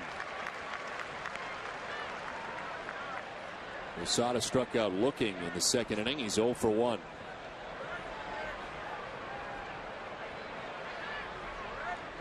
If he would have got a handle on that ball, he was out at first base.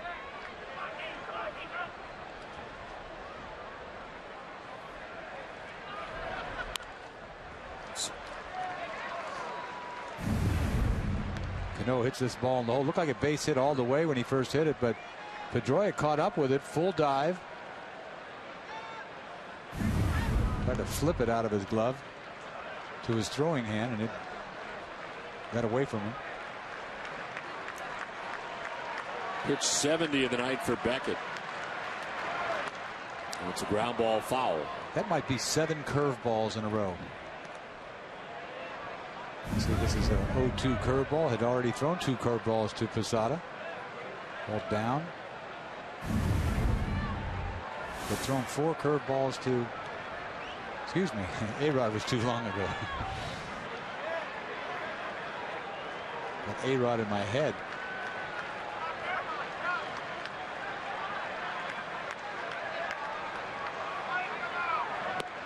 Blows this one by Posada at 96. 5 strikeouts for Beckett. Strikes out the side. The Red Sox lead at 5-0.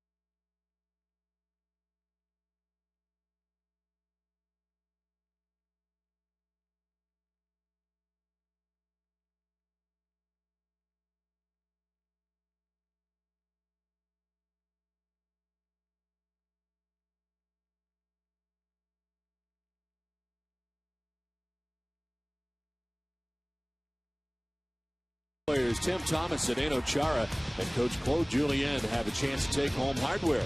You have a chance to win a trip for 2 to the show that includes 2 round-trip tickets to Las Vegas, 2 nights at Caesars Palace, and 2 tickets to the awards show. To enter the Boston Bruins Foundation NHL Awards Show trip raffle, visit bostonbruins.com now. 5-0. Red Sox on top. J.D. Drew, Kevin Youkilis, and Jason Bay.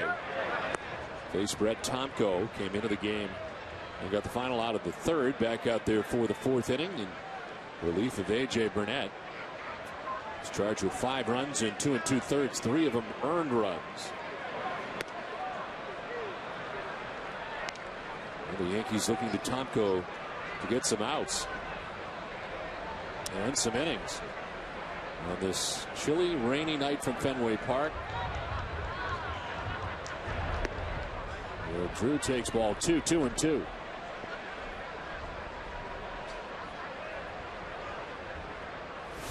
Youkilis and then Bay.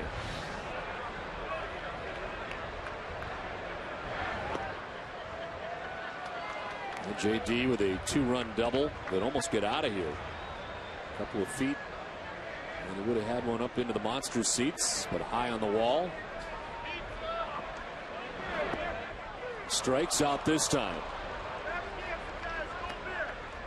First out here in the bottom of the 4th inning.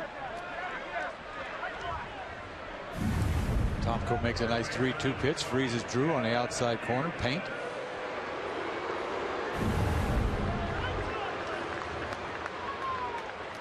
One down for Kevin Youkilis, who's been aboard twice tonight. A walk in the first, a single in the second.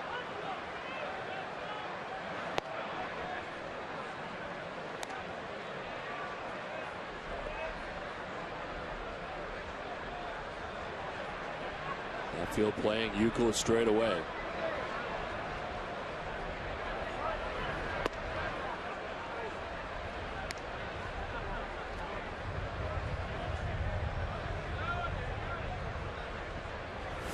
Jason Bay waiting on deck. Red Sox have 5 hits. On the corner for strike 2.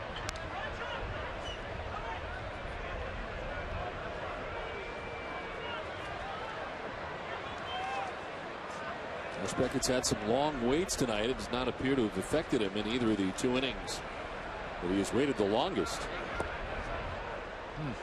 Good pitch. Pitch might be inside, but it looked pretty good when Posada framed it right there. Didn't move the glove, but the glove's inside.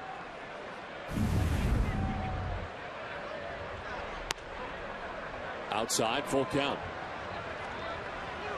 Tomko made his Yankees debut on May 9th after being called up from AAA Scranton. His 8th appearance of the year tonight, with 3 scoreless innings in his last outing against Texas.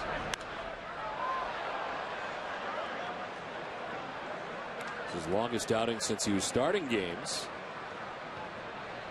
In 08 with the Kansas City Royals at Toronto, he'd gone 6 innings, but 3 scoreless innings last time out. Here he is trying to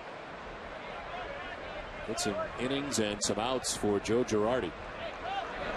Youkilis to left field, a base hit, and he's aboard for the 3rd time tonight.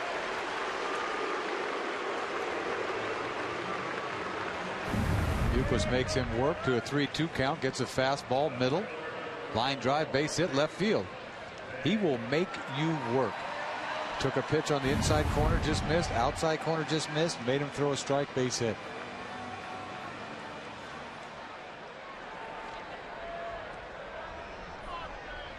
So 1 out, Youkilis at first base, and Jason Bay, the batter, is 0 for 2. He's grounded out and flied out.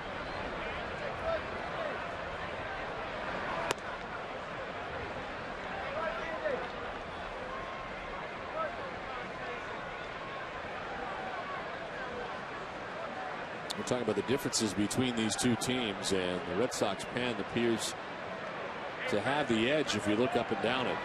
And looking across what the Yankees have done so far, and of course the Yankees have added Phil Hughes to their pen now, which sort of strengthens it, or at least you think it might. Well, you think about the Yankees bullpen. Who's going to pitch this, the 8th? Who's the setup guy? It's a flip a coin, I think. Aceves has pitched well for them, and then Koch would be their left-hander, but they miss Brian Bruni. They really do. And then Hughes is out there to hopefully do that kind of a power pitch job out there for them. They need somebody who can strike somebody out, and he has the stuff. I think it's a pretty good idea. We talked about it the other night, sending him out there, and we're saying he wants to stay in the big leagues anyway. He'll do anything to stay here, but he has the kind of stuff to go into the bullpen. Fastball, breaking ball, power pitch kind of guy. but they really don't have a clear-cut setup person. I mean, Marte's on the shelf along with Bruni. Youkilis, who took off, steals second base. What a jump he got here. Not even close. See what a big jump he took off right here. Fastball inside. Posada has no chance. You don't see Youkilis get that kind of jump very often. Tomko didn't pay any attention to him, so he steals second base. Seems to happen when the score is 5-0. You kind of forget about the guy on first. He chops it foul. You know, what inning does it have to be where you sort of shut down the running game? Not this early, that's for sure. And 5-0 is not a big deal.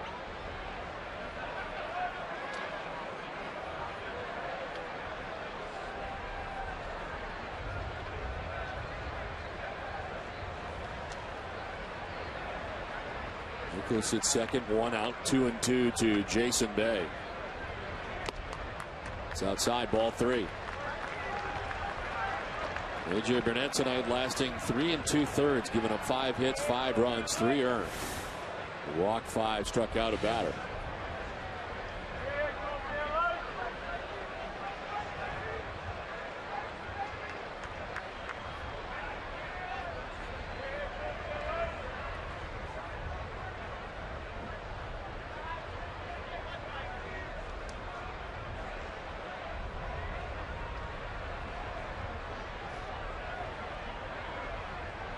Anytime he wants to throw, he can. Hello. Something about a guy getting on second base that makes everybody slow down.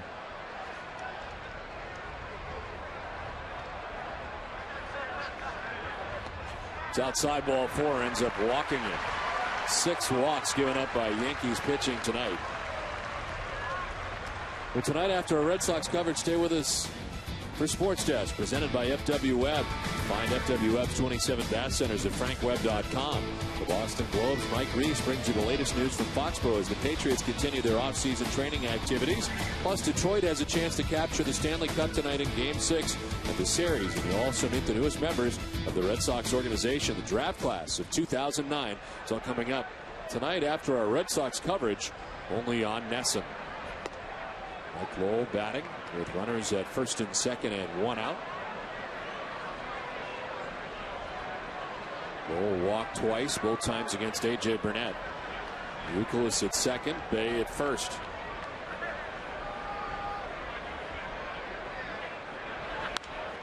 Popped up, foul, 1-1. The Yankees have thrown almost 120 pitches up to this point, and we're only 1 out in the 4th inning. You know, Burnett threw close to 90, and he's thrown 27.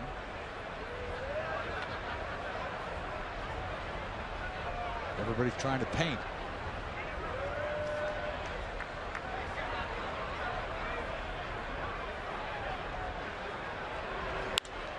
Line to center field, a base hit for Lowell. Youkilis being waved around. The throw from Gardner is off the mark, and the Red Sox lead it 6-0.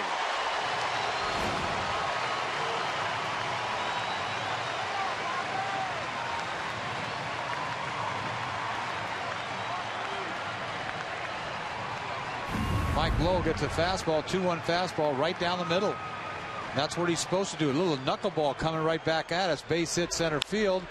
You think Gardner's got a little shot at the plate here, but he winds up. Takes him forever to let go of this ball offline. RBI. 38th of the season for Mike Lowell. And it's first and second, 1 out, a run in. David Ortiz, a 2-run home run in the second inning. Flat out to left last time up.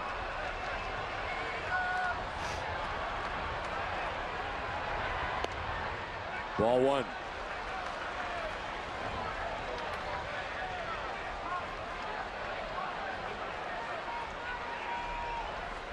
That's where the Red Sox just keep coming at you. They don't give up. They just keep, tacking a run on, tacking a run on. That's how you put games away. Well, Hess is a proud sponsor of the Red Sox and the Red Sox on NESN during the 2009 Red Sox season. Hess And Hess Express will donate $500 to the Red Sox Foundation for every home run hit by the Red Sox. Hess committed to helping the cause. David Ortiz's home run, 67 now in the year.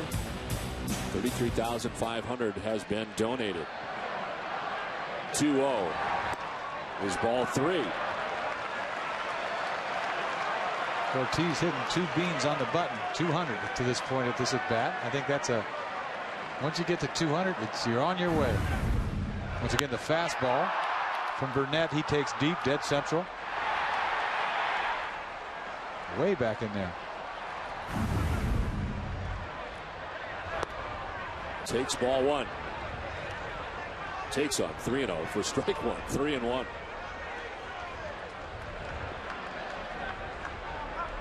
We've got a long ways to go. Welcome to Red Sox Yankees. Yeah.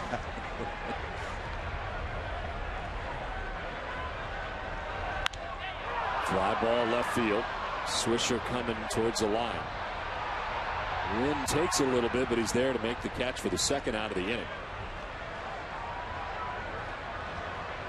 Ortiz gets a 3-1 pitch to do some work on, some damage on. He's a little upset himself because he thinks he should have done more with this pitch. Right there. Pops it up to left field. He's seen that too many times this year.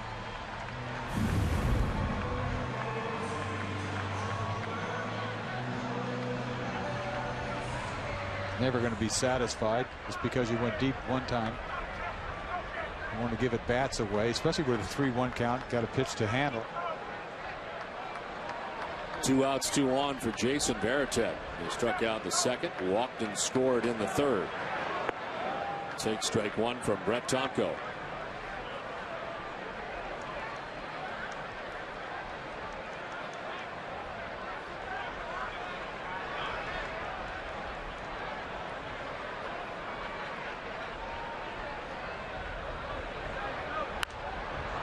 Popped up.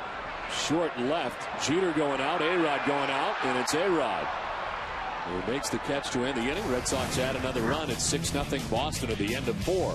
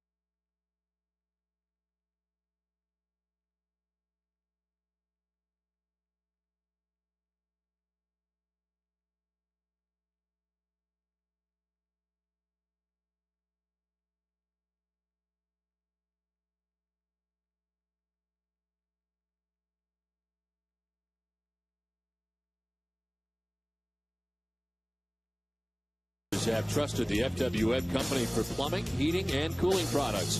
Now homeowners can visit one of their 27 Frank Webb Bath Center showrooms. Product knowledge and friendly guidance make both sides of Webb a home run.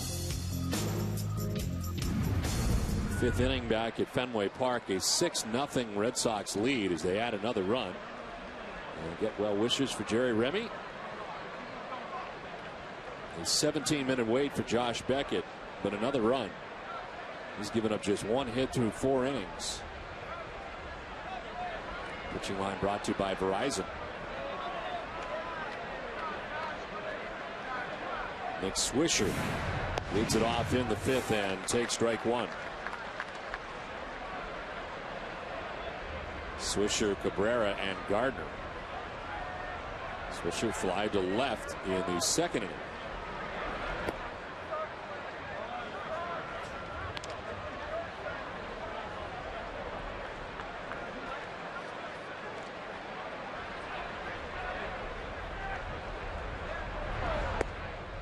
Breaking ball for strike 2, 1-2. Seen a lot of breaking balls from Beckett tonight.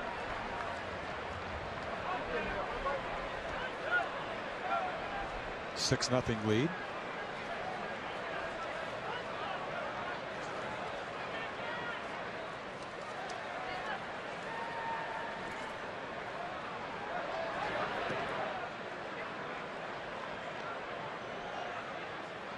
Beckett last time out at Detroit, a 7 2/3 inning effort. He gave up just 2 hits in that out. So here he is in the 5th inning, giving up only 1 hit tonight.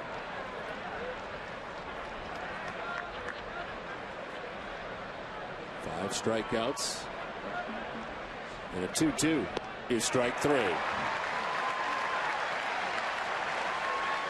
He struck out the side in the 4th inning. It's time now to bring you up to speed with the AT&T Rapid Rewind. And here are the 3 strikeouts. Able to get Johnny Damon first. Alex Rodriguez with 1 out and 1 on. And then with 2 on and 2 down, Posada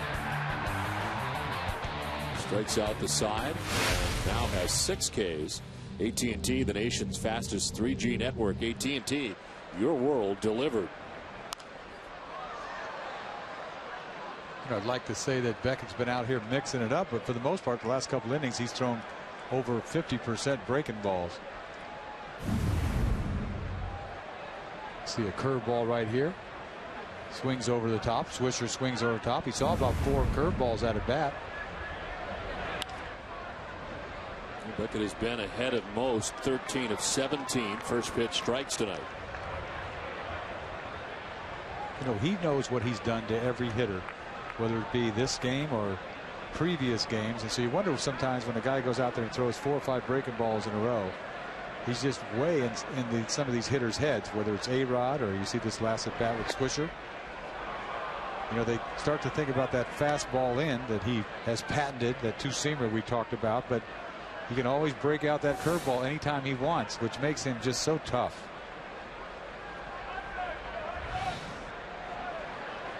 Pitch 80 of the night. And did he go? No. C.B. Bucknor, third base umpire. Another curveball in the dirt. I don't think these hitters know what is coming next. The way he's been. See a curveball here. He would not go. Almost. Almost had himself another punch out on a curveball.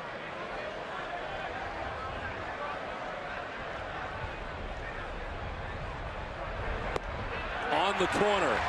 7 strikeout for Beckett. 2 down. You see what I tell you? They're confused. They don't know what he's going to do next. After a curveball he held up on, he throws him a piece of cheese. Paintball. May be outside, but him and the umpire get along real well. We know that.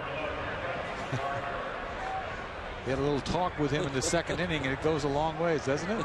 Yes, so that's the secret. I should have done that a long time ago. You blew it. I'm learning things more and more as I watch games up here. You could have gotten to the Hall of Fame like 5 years earlier.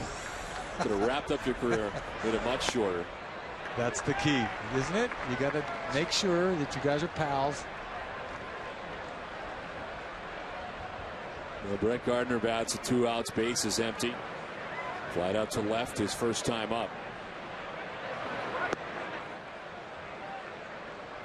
Just once, like you could have invited like an umpire to lunch or something, you know. I just took everything so personal. I thought they didn't like me and they're not giving me anything. I was like a big baby when I first broke in. I don't know. I grew up after a while. It took me a while to grow up. I'm still growing up, but I mean, when I first started playing this game, it took me about 4 or 5 years to figure it out. You got to calm down. Don't be yelling at umpires. Yeah, that can't bode well. It doesn't work. Umpires, it doesn't work. When you're a rookie, they don't give you anything. They make you work for every out. I mean, I threw balls right down the middle. They'd call balls. They're just checking my personality. Is what they were doing. They're seeing testing. Yeah, testing me. They tested me all right, and I was barking away. then you carry that reputation to your following years. Well, it worked out all right in the end for you. Yeah, it worked out all right. You still don't like any of them. I like some of them. A couple guys. I can't tell you who they are. Name one. One guy came to mind. I said, no, not him. I'll tell you tomorrow. Right. I need to do homework on it. Check it out. There was a couple. We can make it the Aflac trivia question tomorrow night. Which umpire was it that Dennis Eckersley remotely liked? This one is grounded up the middle, Green to his left. The throw and the stretch for Youkilis. Nicely done. Ends the top of the fifth. It's 6-0 Red Sox.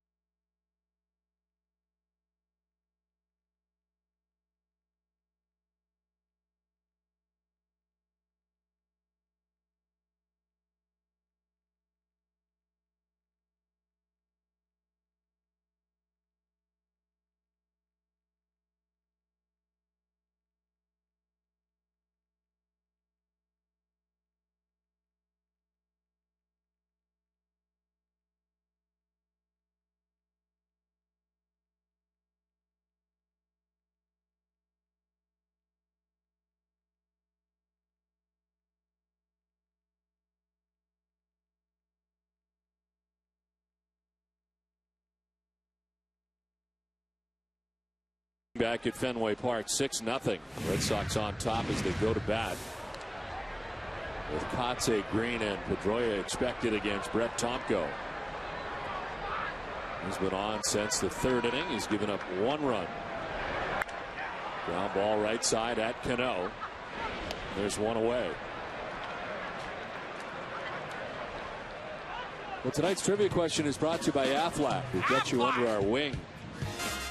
Who are the only 2 players to make postseason appearances for the A's, Red Sox, and Yankees? We'll have the answer for you a little bit later.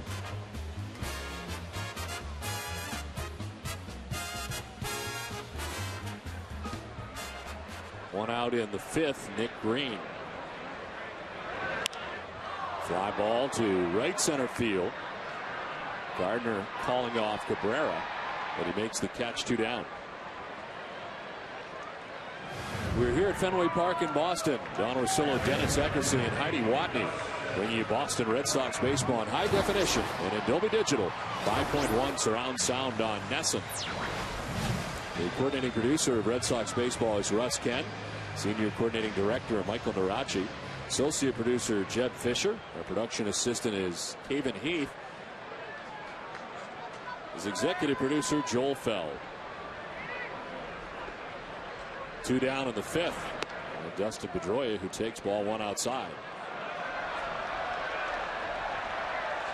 It's a nice throw back to the pitcher by Posada. Gets a little laugh out of the crowd. Watch this throw.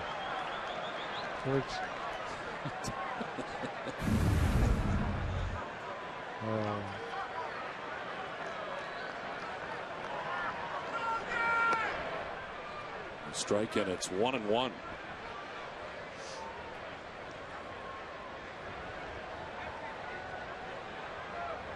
Pedroia flat out to center in the first, grounded out in the second, fouled out in the third. Takes ball 2 this time.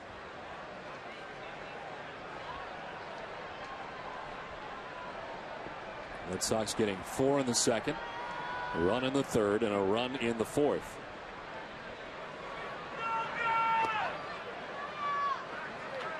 Well, the Red Sox have done a number on the Yankees if you consider what has taken place before tonight, and then 6-0 tonight. It's not easy to go 5-0 against the Yankees, and then the series has been so close for so many years. To go up 5-0 in a, to begin the season. More walks allowed by Yankees pitching. That's 7 on the night. And the second walk allowed by Tomko. Dave Island on the phone.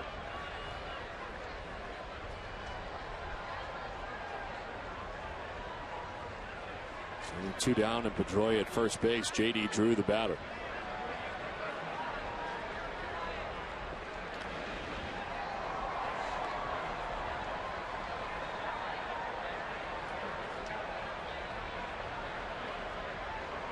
Jose Veras going to get up and warm up here for the first time tonight.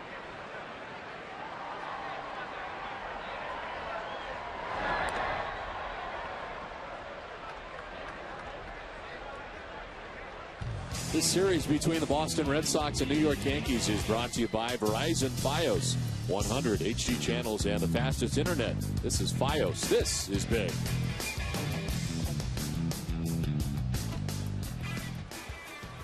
With 2 outs and Dustin Pedroia at first base.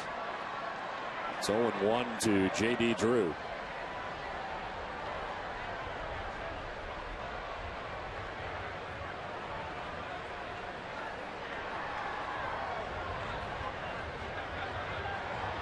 Drew with a 2-run double back in the second inning.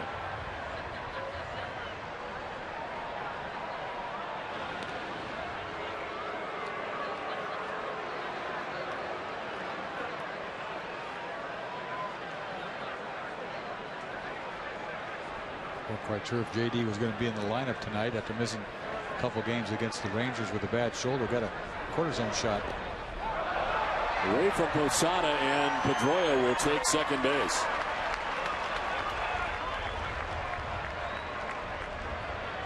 Wild pitch charged to Tomko. See this ball, Tomko throws split finger straight into the dirt. He kind of backhands that ball. Normally you're going to block a ball like that. A little lazy by Posada.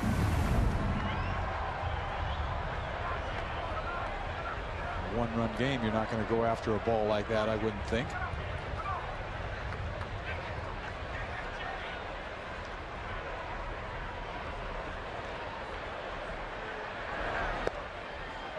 Strike 2, 1-2.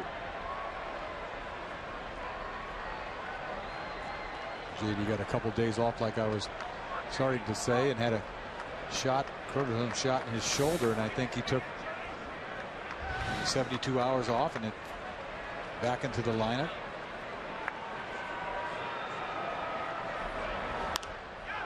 It's a fly ball down the left field line. Nick Swisher towards the corner. And he'll make the catch back by the 3:10 marker to end the inning. We played 5 from Fenway. It's 6-0 Boston.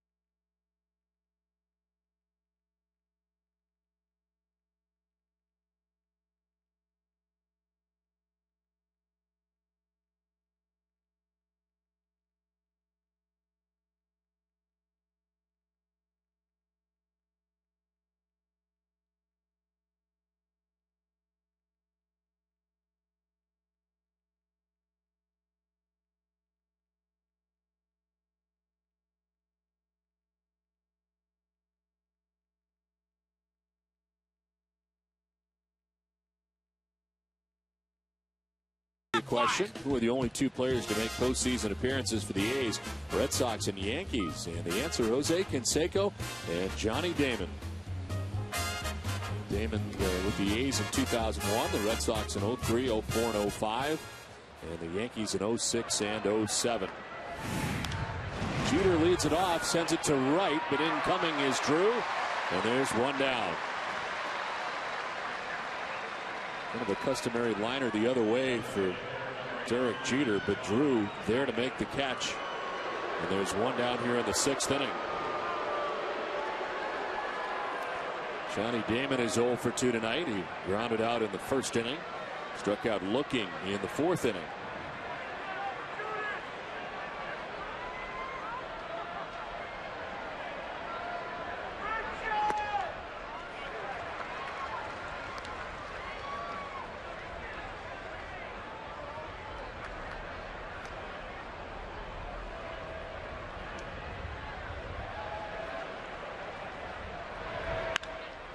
To first, and Youkilis in a nice play went down to his knees to get it, and there's 2 down.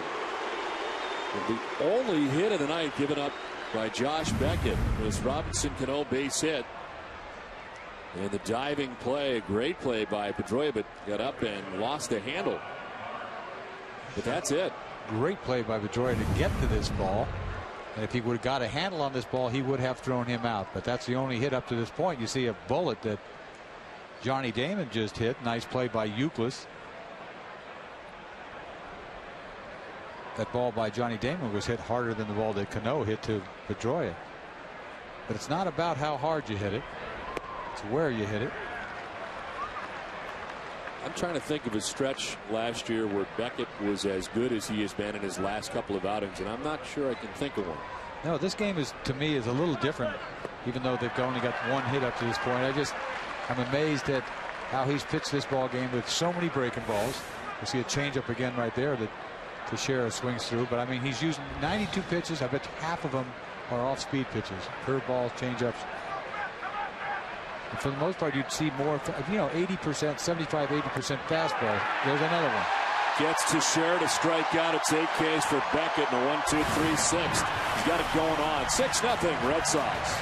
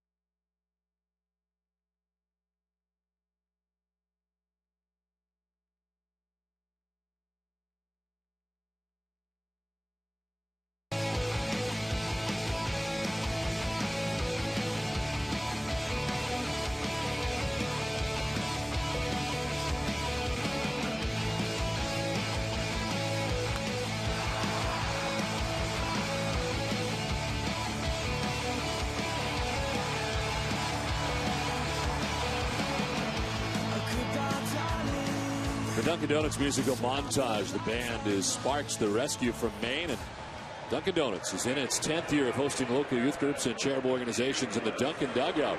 Special seating section here at Fenway Park. Thousands of children have had the chance to catch a Red Sox home game thanks to Dunkin' Donuts. The new pitcher for New York is Jose Veras. After Brett Tomko gave him 2 1/3 innings and allowed a run, it is the 24th appearance for Veras. Hitters hitting at .232 against him. Third pitcher of the night for Joe Girardi as Kevin Youkilis leads it off in the 6th and takes ball 1. Another pitcher the Yankees send out there with a little control problems. Had a decent year for them last year, but this year has thrown a lot of base on balls. You see Francona talking to Beckett in between innings. I think more than anything checking up on him, seeing how he feels. I think because of the fact that he had 15 minutes here, 20 minutes there in between innings. I think he might yank him right here. He's at 93 pitches. And Del Carmen is warming.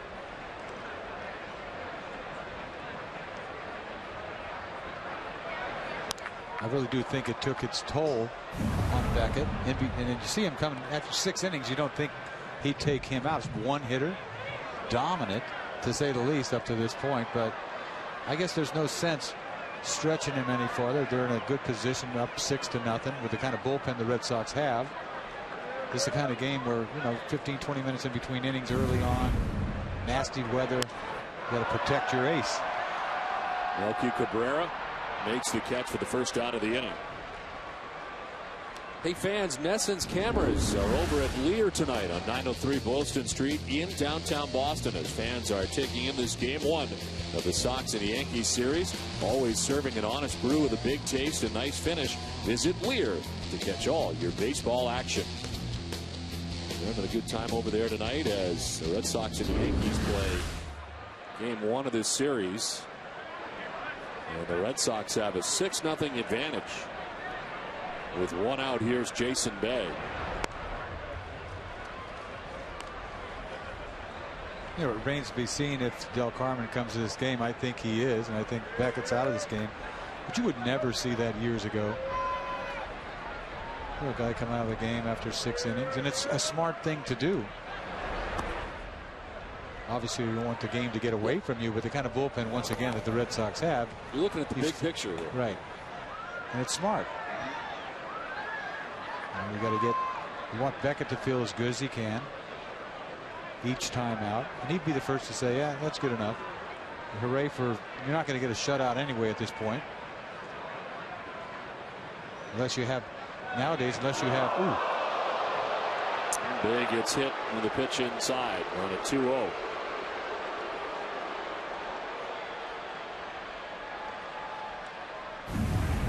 Fastball gets away from him, hits right in the back, almost like the pitch that Java Chamberlain hit him with in New York, which is not forgotten. At least by me, it's not. The Red Sox batter has been hit by a pitch in each of these 6 games of this season series against New York. They owe him one. He doesn't. He's got that bat in his hand. They wish he would hit for himself next time he pitches for the Yankees against the Red Sox. There's been a total of 11 batters hit in this year's series, including now 9 Red Sox and 2 Yankees. That's not even. No, that's way off. That's way off. Got a lot of guys to catch up.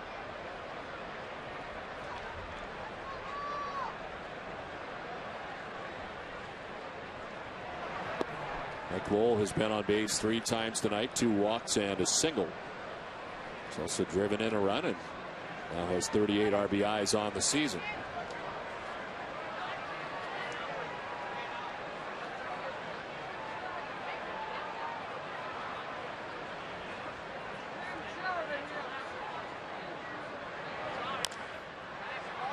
Drop down third baseline. A-Rod's got it. The good throw in time to get Lowell for the second out of the inning as Bay takes second base.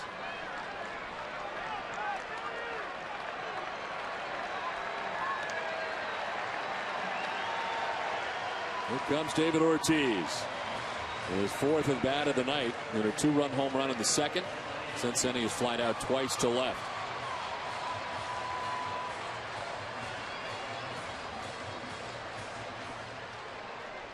Last at bat, David hit a 3-1 pitch, popped it up to left field. Was disturbed, to say the least, after popping up last time.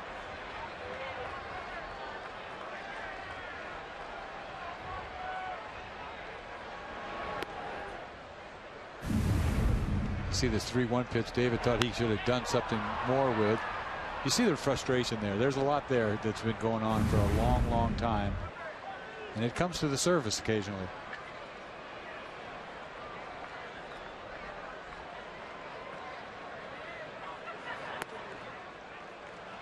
See how violent Veris's motion is to the plate. You see he yanks his neck out of there. You know, we see Okajima do the same thing. Don't look to the plate, and you see the same with him, but it's just more violent. You can see how he can be wild.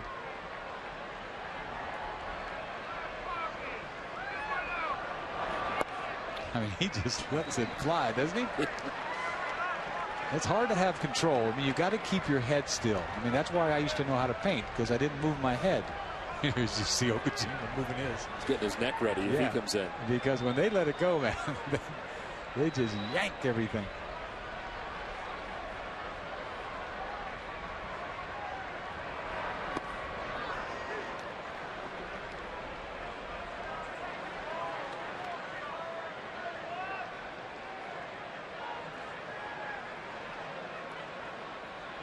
Well, if he pops up this 3-1 pitch again, he might go nuts.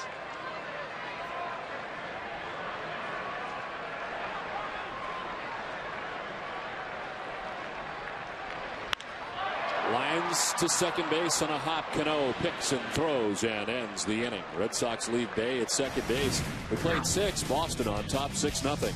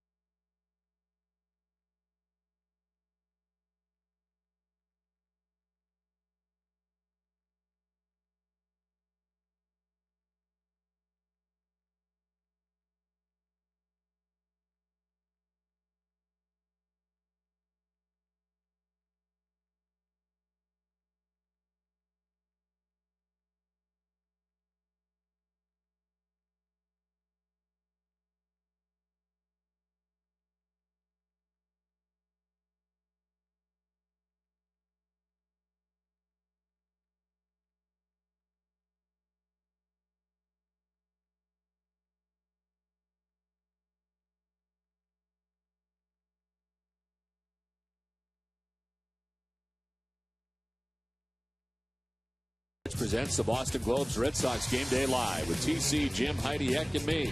You'll get a look at the Yankees clubhouse chemistry through all the turmoil this season, and the New York Times' Tyler Kepner fills you in on Chin-Ming Wong's rough 2009 so far. Plus a full recap of all the new Red Sox draft picks. It's all coming up tomorrow night at 6, live from Yawkey Way.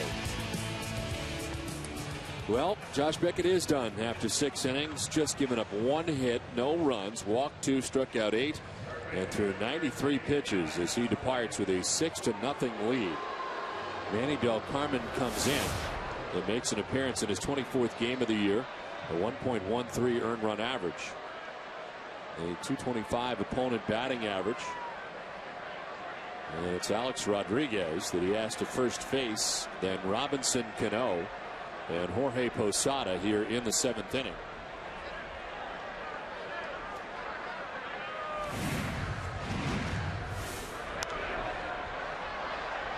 Against Beckett, A-Rod had popped out and struck out.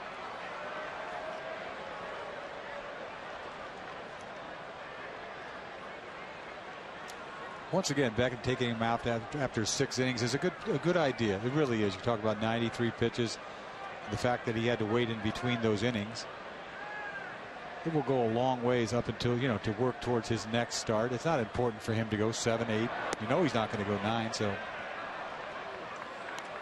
Would you agree that we're seeing more of the Josh Beckett that we saw in 07 rather than the Josh Beckett we saw last year at times? Well, I don't know. I think early in the year he just was making a bad here and there, overthrowing. I think his confidence has gotten better and better each appearance, each start, and he's been absolutely dominant over the last 3 or 4 starts, throwing everything, not just fastball, curveball, but 2-seamers, changeups. I mean, his command is always there. The punch outs are starting to come recently. I mean, you got to feel good about this rotation, how it's starting to work out, especially your ace, which has always been Beckett. You saw his earning average go up to 7. Remember, everybody's sort of looking at the ERA of the starters. Well, now his ERA is down to 3.77, and it's on its way down every start. So he's got to feel good about himself. I know everybody else does about him. I mean, he works so hard, and it's paying off. Del Carmen has fallen behind A-Rod, 3-1.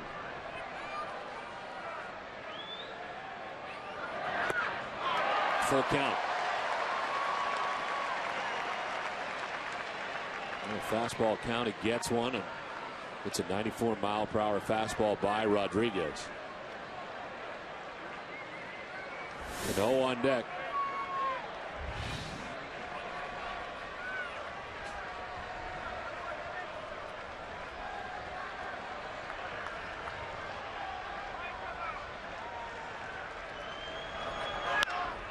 To third, Mike Lowell.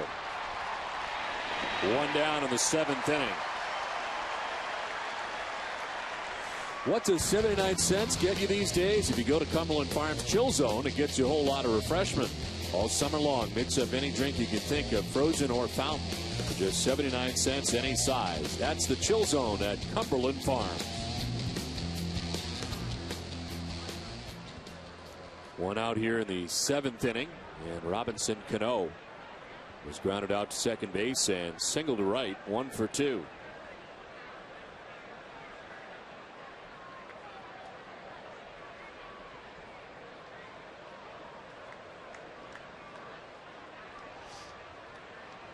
And Manny Del Carmen's been pitching good for a long time. Started looking at his numbers, starting to add up. His ERA is like minimal, like 1.1 coming in this game. And over the last year and a half, he just has not given up anything. 2 more games against the Yankees. Our coverage beginning at 6 o'clock each of the next 2 nights, and then it's on to Philadelphia. Interleague play back again.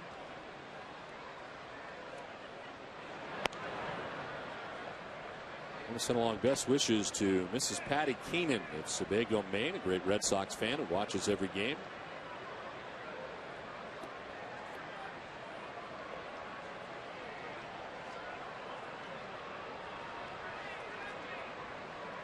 One out here in the 7th inning, a count of 1-1.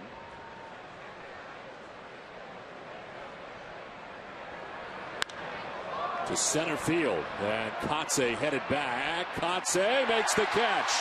Got twisted up, backpedaled, but in the end brings it in.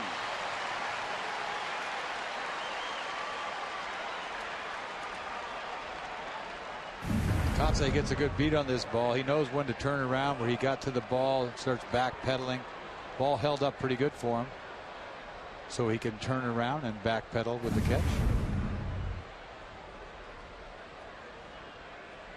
So 2 down. Jorge Posada coming up. I mentioned tonight the Command Sergeant Major Jake Elliott is at the game tonight with fellow officers The 160th Special Operations Aviation Regiment, airborne in Nashville, Tennessee. New Hampshire native, is a lifelong Red Sox fan and retiring after 26 years from the Army.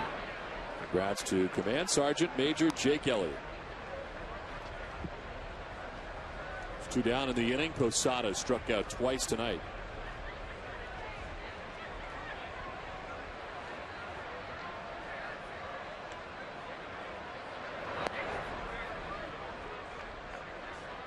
Start to look at the numbers from the guys in the bullpen and how Francona has been able to orchestrate this bullpen. 5 guys with over 20 appearances. It's like your turn, your turn, your turn, and it's just one after another.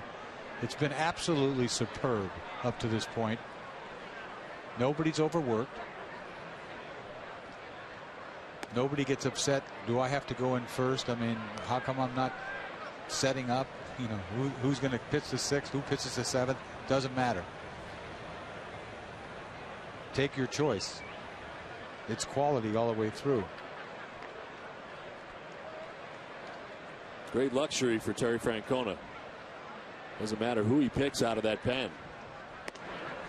There's ball 4. 4-pitch walk to Posada with 2 outs here in the 7th. Well, Jordan's Furniture is the furniture and mattress store of the Boston Red Sox. Visit Jordans.com for New England's largest selection of brand name furniture and mattresses, all with Jordan's guaranteed underprice.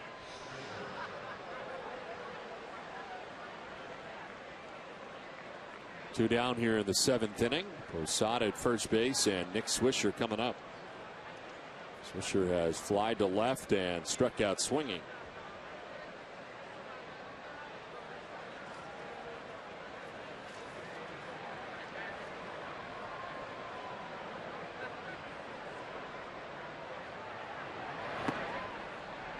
Talking about the earned run average for Manny Del Carmen, it ranks 3rd among American League relievers in ERA.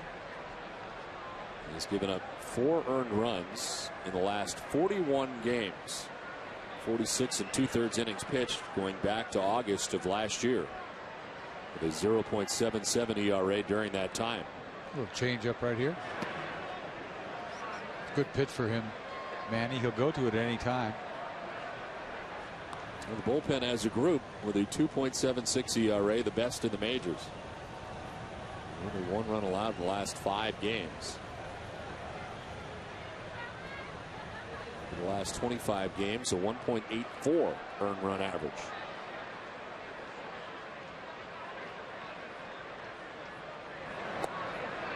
Two and one. You know, in spring training, I saw Francona, and right in the middle of spring training, he came over to Jupiter, and I happened to be there, and I went up to talk to him, and I said, you know, this is scary, the kind of bullpen that you have. I saw where they had just gotten Saito, you know, just added. He was still hurt. They didn't know what he was going to be. But I told him then, I said, this is the best bullpen I've ever seen back then in spring training. And it is. This is not surprising me. This is what I thought. It's one of the best bullpens I've ever seen put together.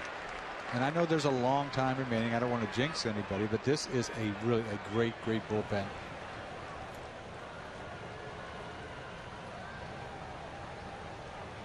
And he's the guy at the end. And he's been great for the last, 4 years now. This is his 4th year doing it.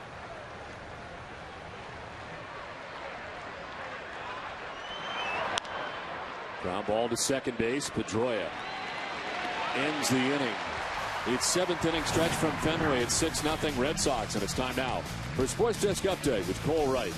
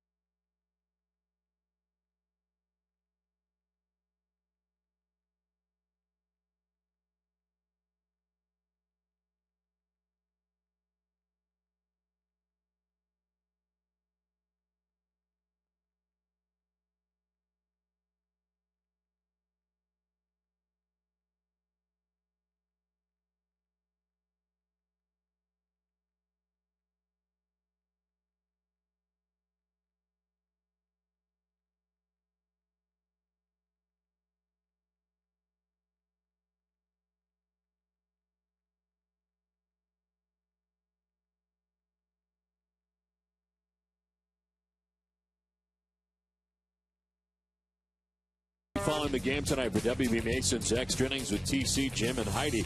You'll get the live press conferences of Terry Francona and Josh Beckett after this series opener. And Jim will break down the key plays from tonight. Plus, all the reaction from the Sox clubhouse in our KFC Clubhouse Uncut segment. It's all coming up right after the game with TC, Jim, and Heidi. Bottom of the 7th inning back at Fenway Park. 6-0. Red Sox on top as Jason Varitek leads it off. It's the bottom third of the Red Sox order to face Jose Veras. Varitek, Kotze, and Green.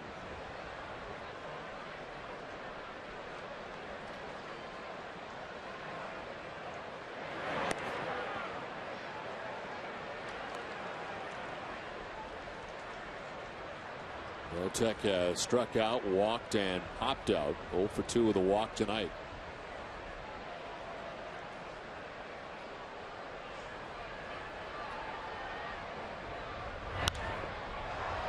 Popped up, foul ground, Posada and Rodriguez, but it'll get into the seats.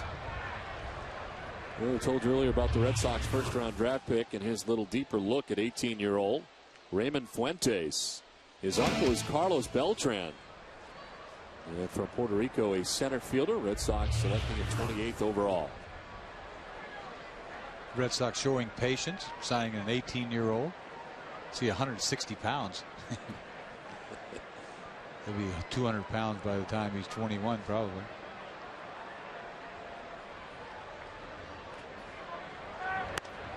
Outside ball 3-1. That was the only pick the Red Sox have made so far.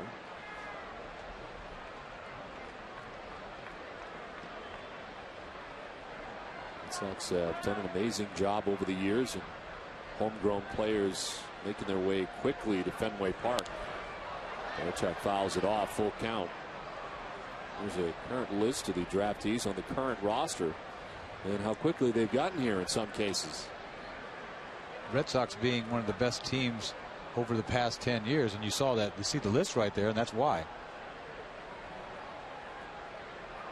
Doesn't count Jed Lowry, who's currently on the DL. Not catching up on his sleep.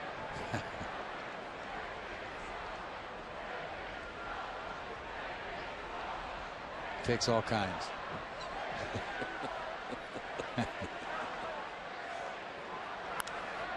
One popped up, foul ground. Posada discards the mask and runs out of room.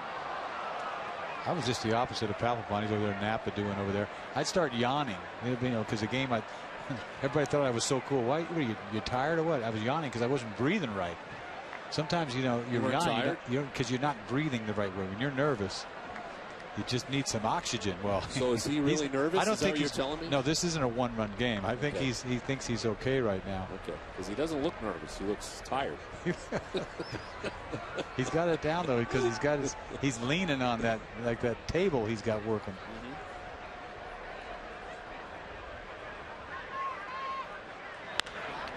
Right side at Cano. Varitek is out number 1. We're in the bottom of the 7th inning.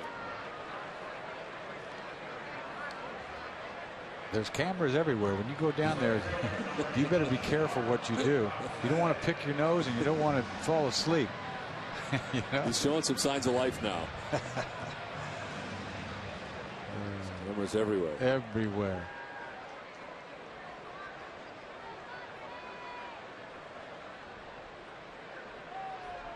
One out in the 7th. Kotze has been aboard twice tonight, a walk and a single. He's also grounded out.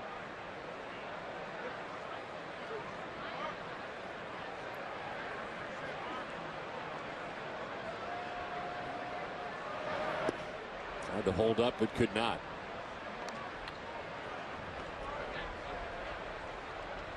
And tonight, the Yankees starter lasting just 2 2/3. A.J. Burnett giving up 5 of the 6 runs. Brett Tomko went 2 1/3, gave up 1 run. And Jose Veras has been on since the beginning of the 6th inning. He's 1-1, misses outside.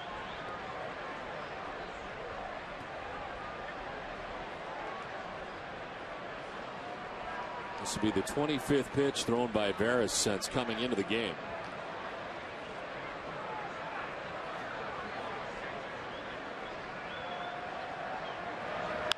Kotze hits it on the ground at first. Mark Teixeira himself for out number 2.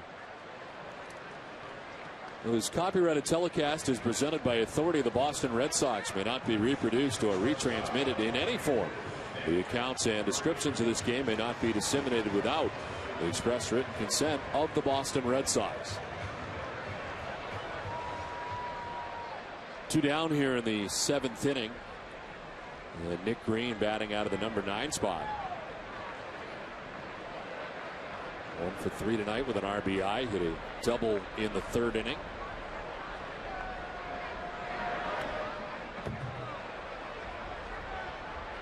That double in the 3rd inning knocked Burnett out of the box is what it did. It was a bullet he hit over Swisher's head in left field.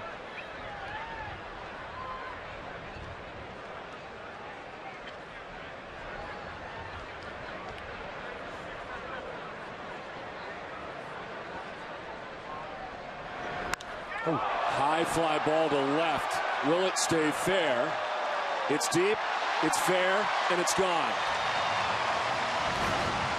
Nick Green's 2nd home run of the year. Red Sox lead it 7-0. You got to be careful throwing Nick Green a fastball. He knows what to do with a fastball.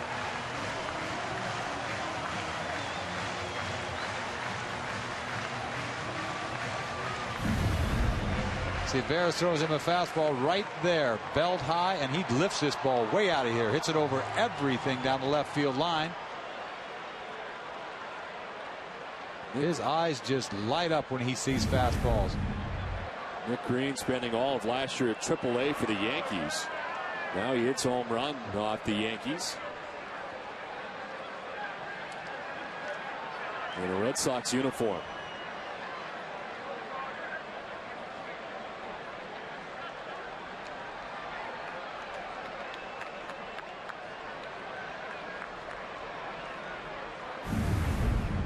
See Veras' last pitch. He throws a split finger in the dirt again. Once again, Posada tries to backhand it. He's having a little tough night. Get him underneath the neck area. Oh, that caught him, and it didn't seem like much when it. Take a look at this again. The split finger in the dirt. It comes back up off the plate almost. Yeah, up underneath his throat. Once again, we see it again. He doesn't have that flap that goes down like the umpires. It finds its way up there, even if you have a flap sometimes, because you lean forward and the flap kind of still exposes you. That ball comes straight up. I don't care if you have a flap or not. You can have that job.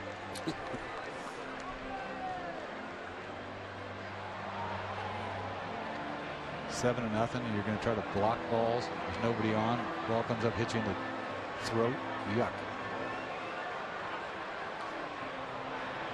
He's going to stay in here with 2 outs, base is empty. Ball 1 hurt.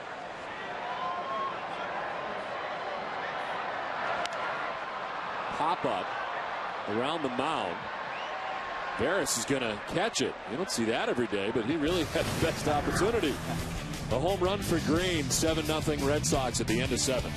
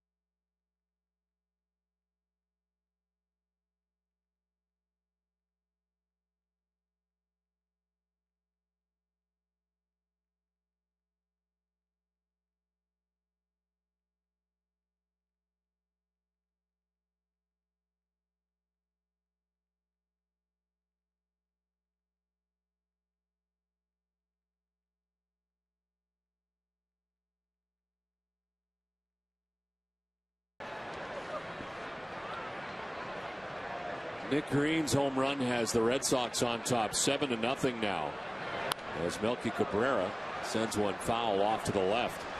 Cabrera, Gardner, and Jeter to bat in the 8th. Manny Del Carmen has been on since the 7th inning, and about to throw his 20th pitch in relief.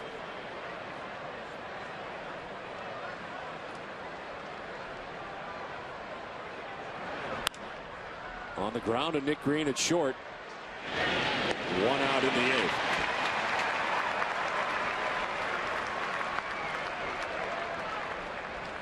Where can you score the best Red Sox gear in town? Check out BostonGlobeStore.com. The Boston Globe Store is everything for the diehard fan. Autographed memorabilia, Red Sox photos, souvenirs, and more. Shop online, shop anytime. Shop BostonGlobeStore.com. Ramon Ramirez up in the Red Sox pen. And David Robertson up for the Yankees. New York has already used Tomko and Veras out of the pen in relief of A.J. Burnett. Brett Gardner takes strike 1. He was flied out to left and grounded out to shortstop, 0 for 2.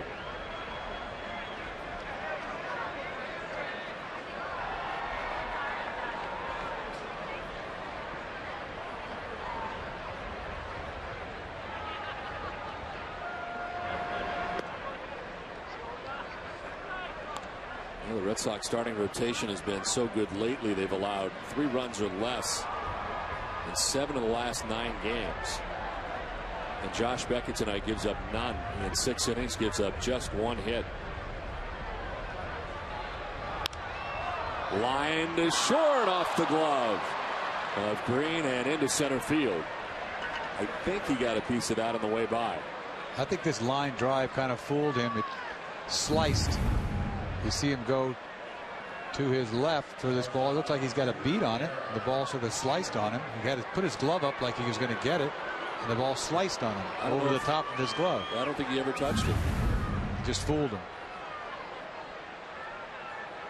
His head was kind of bouncing a little bit, stuck his glove out and went inside his glove over the top of it.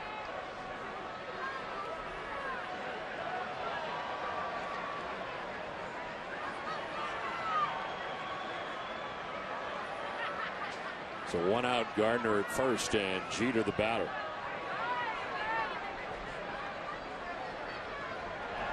Pitching Jeter inside all night long. We see a lot of people pitch him inside. Has a way of fighting that ball off inside, shoot the ball the other way. I don't know how he got out of the way of this pitch.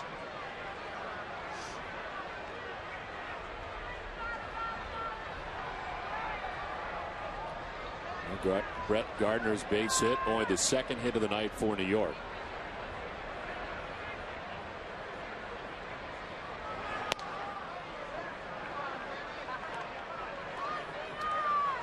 Another hit, a Robinson Cano single.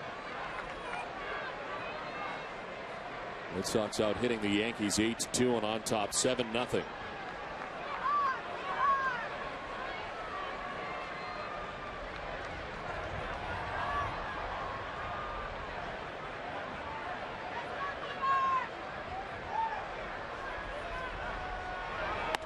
Inside again, and it's 3-0. I mean, the book on Jeter is inside, and you see it right there. It's classic 2-0, fastball in.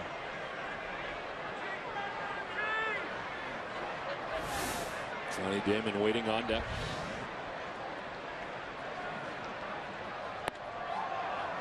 Ball 4 and a 4-pitch walk.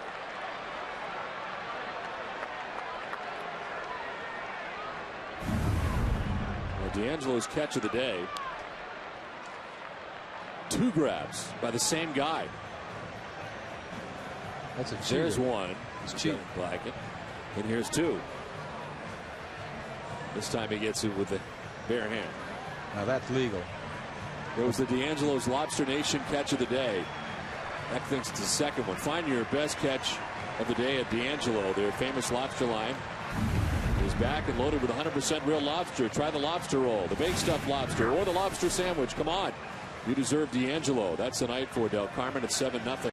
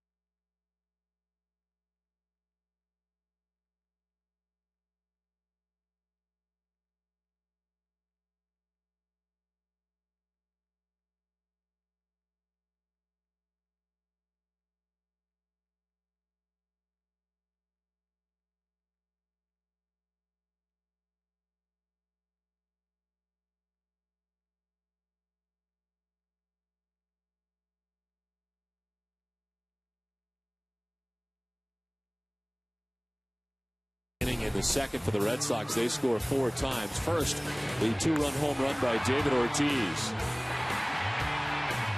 His 3rd home run of the year and 2nd of his homestand. J.D. Drew with 2 outs in the inning will drive in a pair with this double. And the Red Sox score 4 times. They'd had a run in the 3rd, a run in the 4th, and a run in the 7th. And the pitching outstanding tonight from Josh Beckett, who goes the first 6 innings, gives up only 1 hit, no runs, walks a batter, and strikes out 8.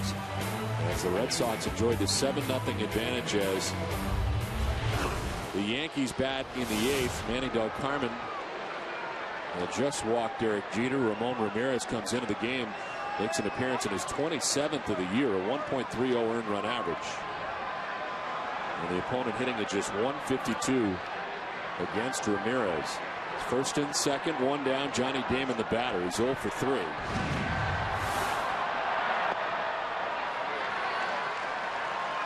I'm going to ask this only because, well, I feel like I should. Do you feel as if they were perhaps throwing a Jeter in that situation, with it being the last batter that Del Carmen faced, and it looked like 3 pitches pretty close inside? I wasn't even thinking about that. I was locked into saying, boy, they like to pound Jeter inside. Now, what was the reason to? Because of the fact that Veras hit Jason Bay. Well, if that's the case, he should have just drilled him. So was he attempting to drill him and he missed him? That's my possibly. question. Yeah, possibly. Last batter that he faces. It's right over my head, but if you say it, yeah, I think he might have. But he didn't do a very good job of it because he probably should have drilled him.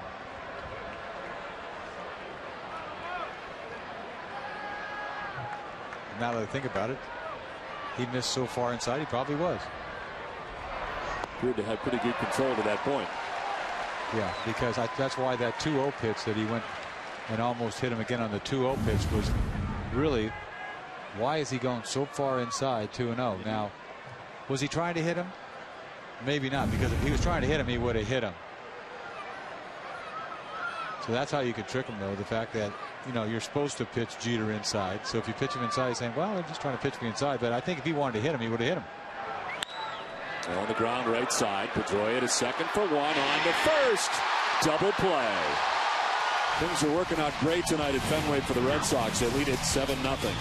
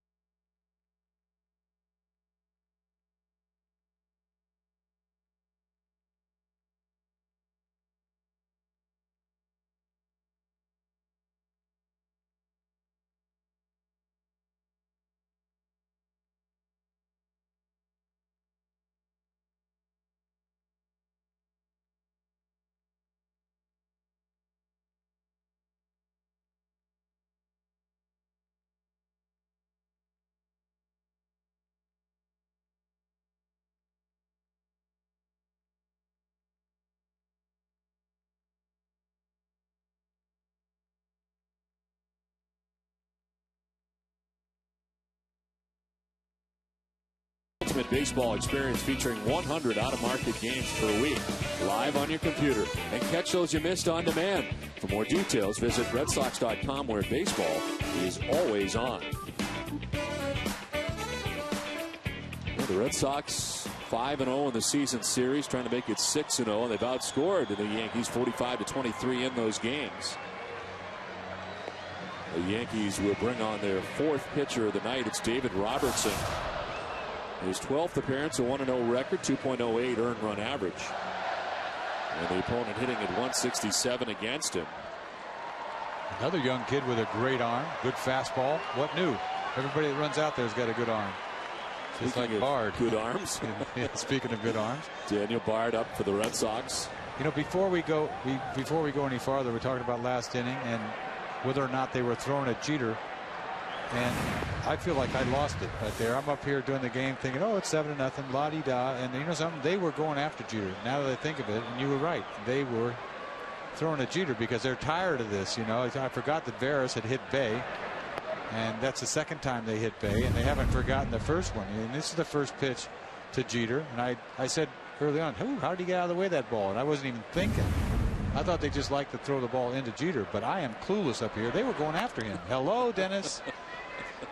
I'm up here doing the game saying, isn't it great here? And meanwhile, I'm missing a good ball game down there because they are upset that Bay got hit, and they should be. We talked about it, that 2-9 doesn't cut it. Right. We've hit 2, they've hit 9.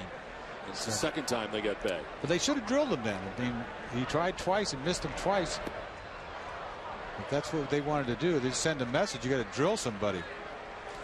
J.D. Drew strikes out to begin this bottom of the 8th inning.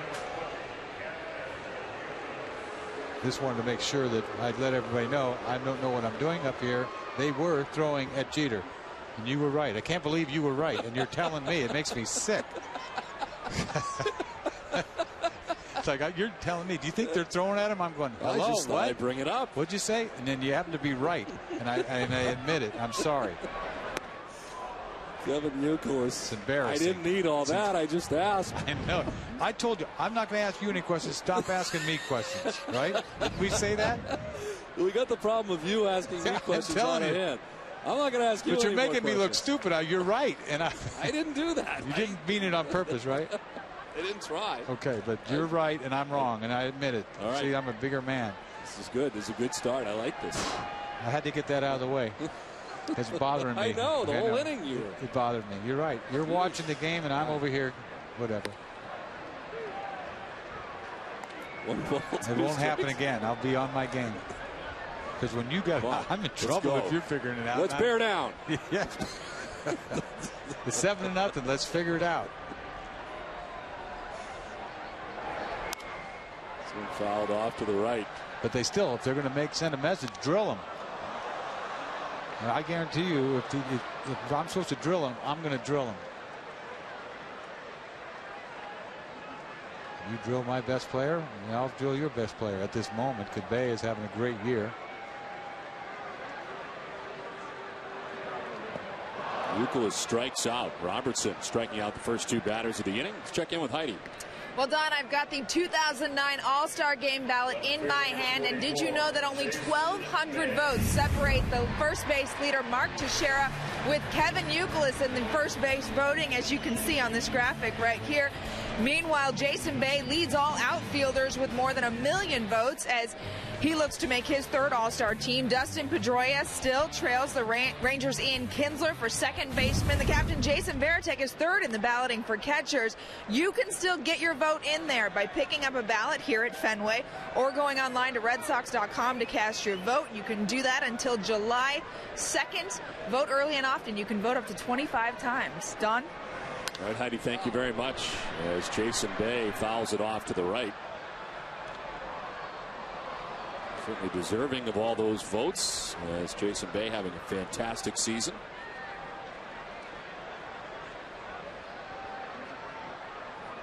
That's with 2 outs and the base is empty here in the 8th.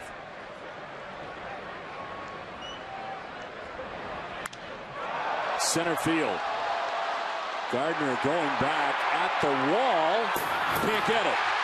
The ricochet is nasty as Bay heads for third. Swisher runs it down, and Bay pulls up at third base with a 2-out triple. Once again, Bay gets a high fastball. He hit a fly ball earlier, almost the same trajectory in the same part of the ballpark that didn't carry, but this one does. You see a little cut on that ball. Caught the end of his bat. You wondered how far this ball is going to carry. He's a little shy of the wall right here before his jump. It's like he didn't get to the wall. I think he could have caught that ball, but it ricochets. Swisher's late coming over. He's got a long ways to go. I thought possibly inside the park if he was running. But he'll take a triple. Not that it matters. But I think he was a little shy of the wall out there. Gardner, I don't blame him either. Kept drifting and drifting.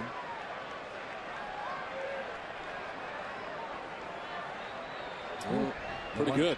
11 for 21 against New York. And they know it, and that's why they hit him in the back, and I didn't. You're going to get over this at some point, right? I'm over here having a gay old time up here. It's outside ball 2, 2-0.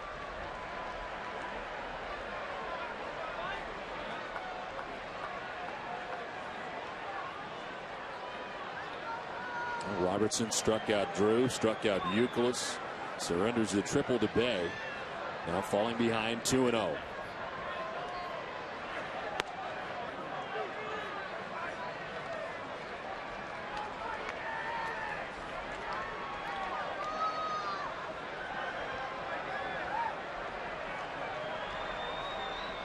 Big Poppy waiting on deck.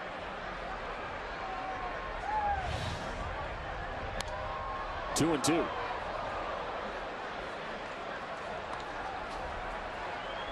Looks like somebody taught Robertson how to throw a little cutter, probably Rivera. Every time somebody comes up with one, you can't help but think he wouldn't help some of his fellow relievers down there.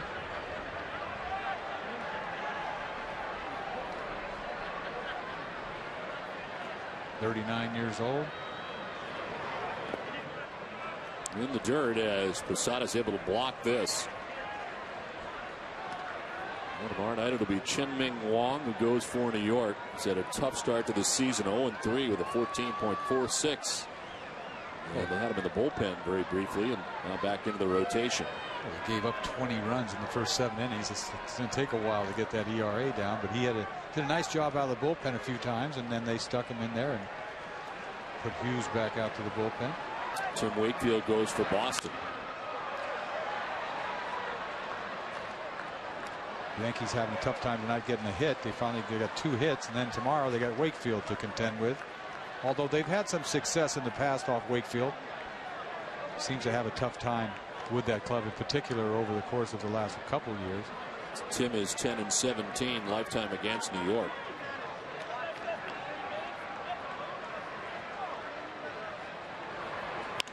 On the ground, left side. A-Rod twisting and throwing out his counterpart, and Mike Lowell at first base to end the 8th. We head to the ninth, 7-0 Boston.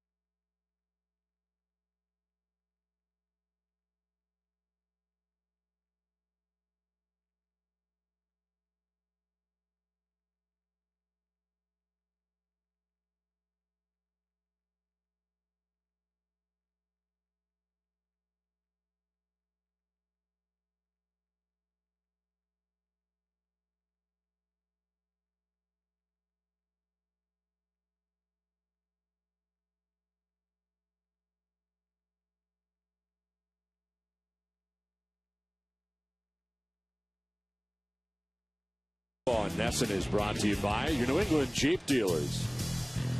Bermuda Tourism. Your New England Dodge dealers. Olympia Sports, the official sporting goods retailer of the New England Sports Network. Toyota's official website for deals, buyatoyota.com. And by Southwest Airlines.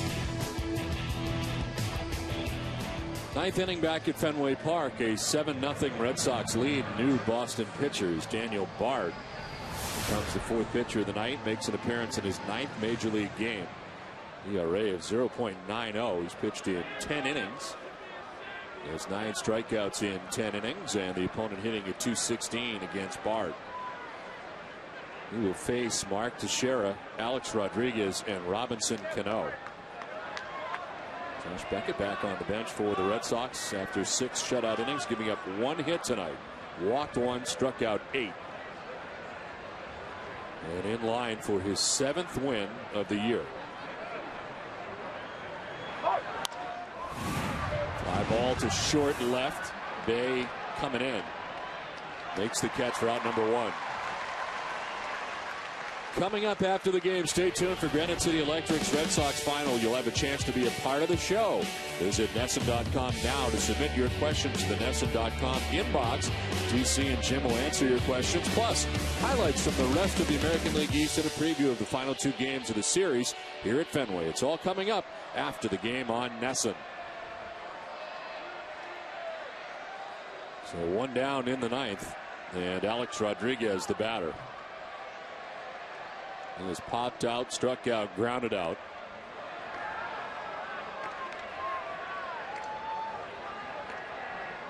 Red Sox trying to go 6-0 against New York in 2009.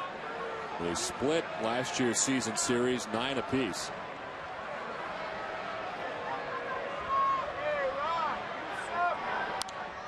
They've got a major head start in this season series. 2-hit shutout. It's hard to do, the Yankees. I don't know if they've been shut out this year or not, but a 2-hit shutout.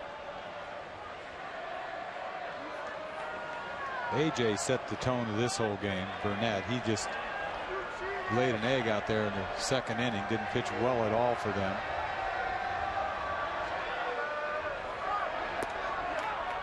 Nasty breaking ball.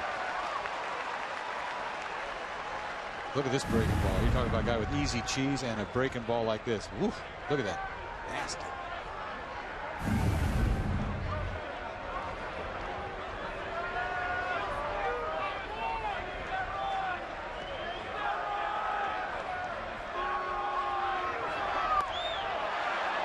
Inside at 100. 100 at your kneecaps. This ball's biting down and in with hair on it. I mean, that ball is going down hard. The ball low registers much higher. That's what it is. You see 100 sometimes. Like, what is that? The gun's a little funny. It likes the ball downstairs. Broken bat grounder softly to Pedroia, and there's 2 down. And sneaky cheese with hair on it, and he grounds it out to second base. Well, that's a good test for him and a good experience going out there having to face Teixeira, A-Rod. You see Cano coming up. It just rolled off my tongue. You're getting a little carried away with that cheese. Huh? Did you drop a hairball on him? I did. Yeah. 2 outs in the 9th. But this kid does have it. It's nice the way they've gotten this kid's feet wet. You know, this is what, his 9th appearance. They've really had a chance to get him out there when there's not a whole lot on, 7-0. They've never really gotten to a game that's really been close, and it's nice to be able to do that. And he's facing Teixeira, Rodriguez, and now Cano. Which is great. I mean, it's a great experience for him. Things have worked out so well for the bullpen, how they've used guys, this one, that one. Everybody's done such a good job. It's easy to do. But to be able to have a young kid come up here, and then you don't have to put him right into the fire all the time. He can get some experience, and tonight's a good example of that. The heart of the lineup he gets to face. Cano and check swings down 0-2. He's mopping this game up, throwing 98 miles an hour.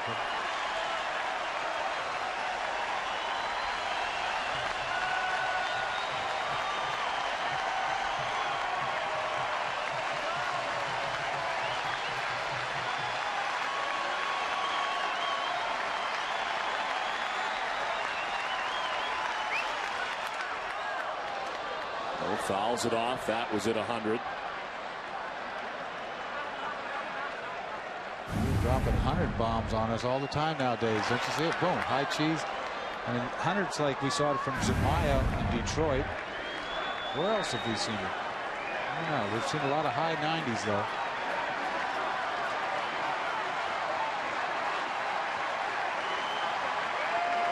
The 0-2 from Daniel Bard.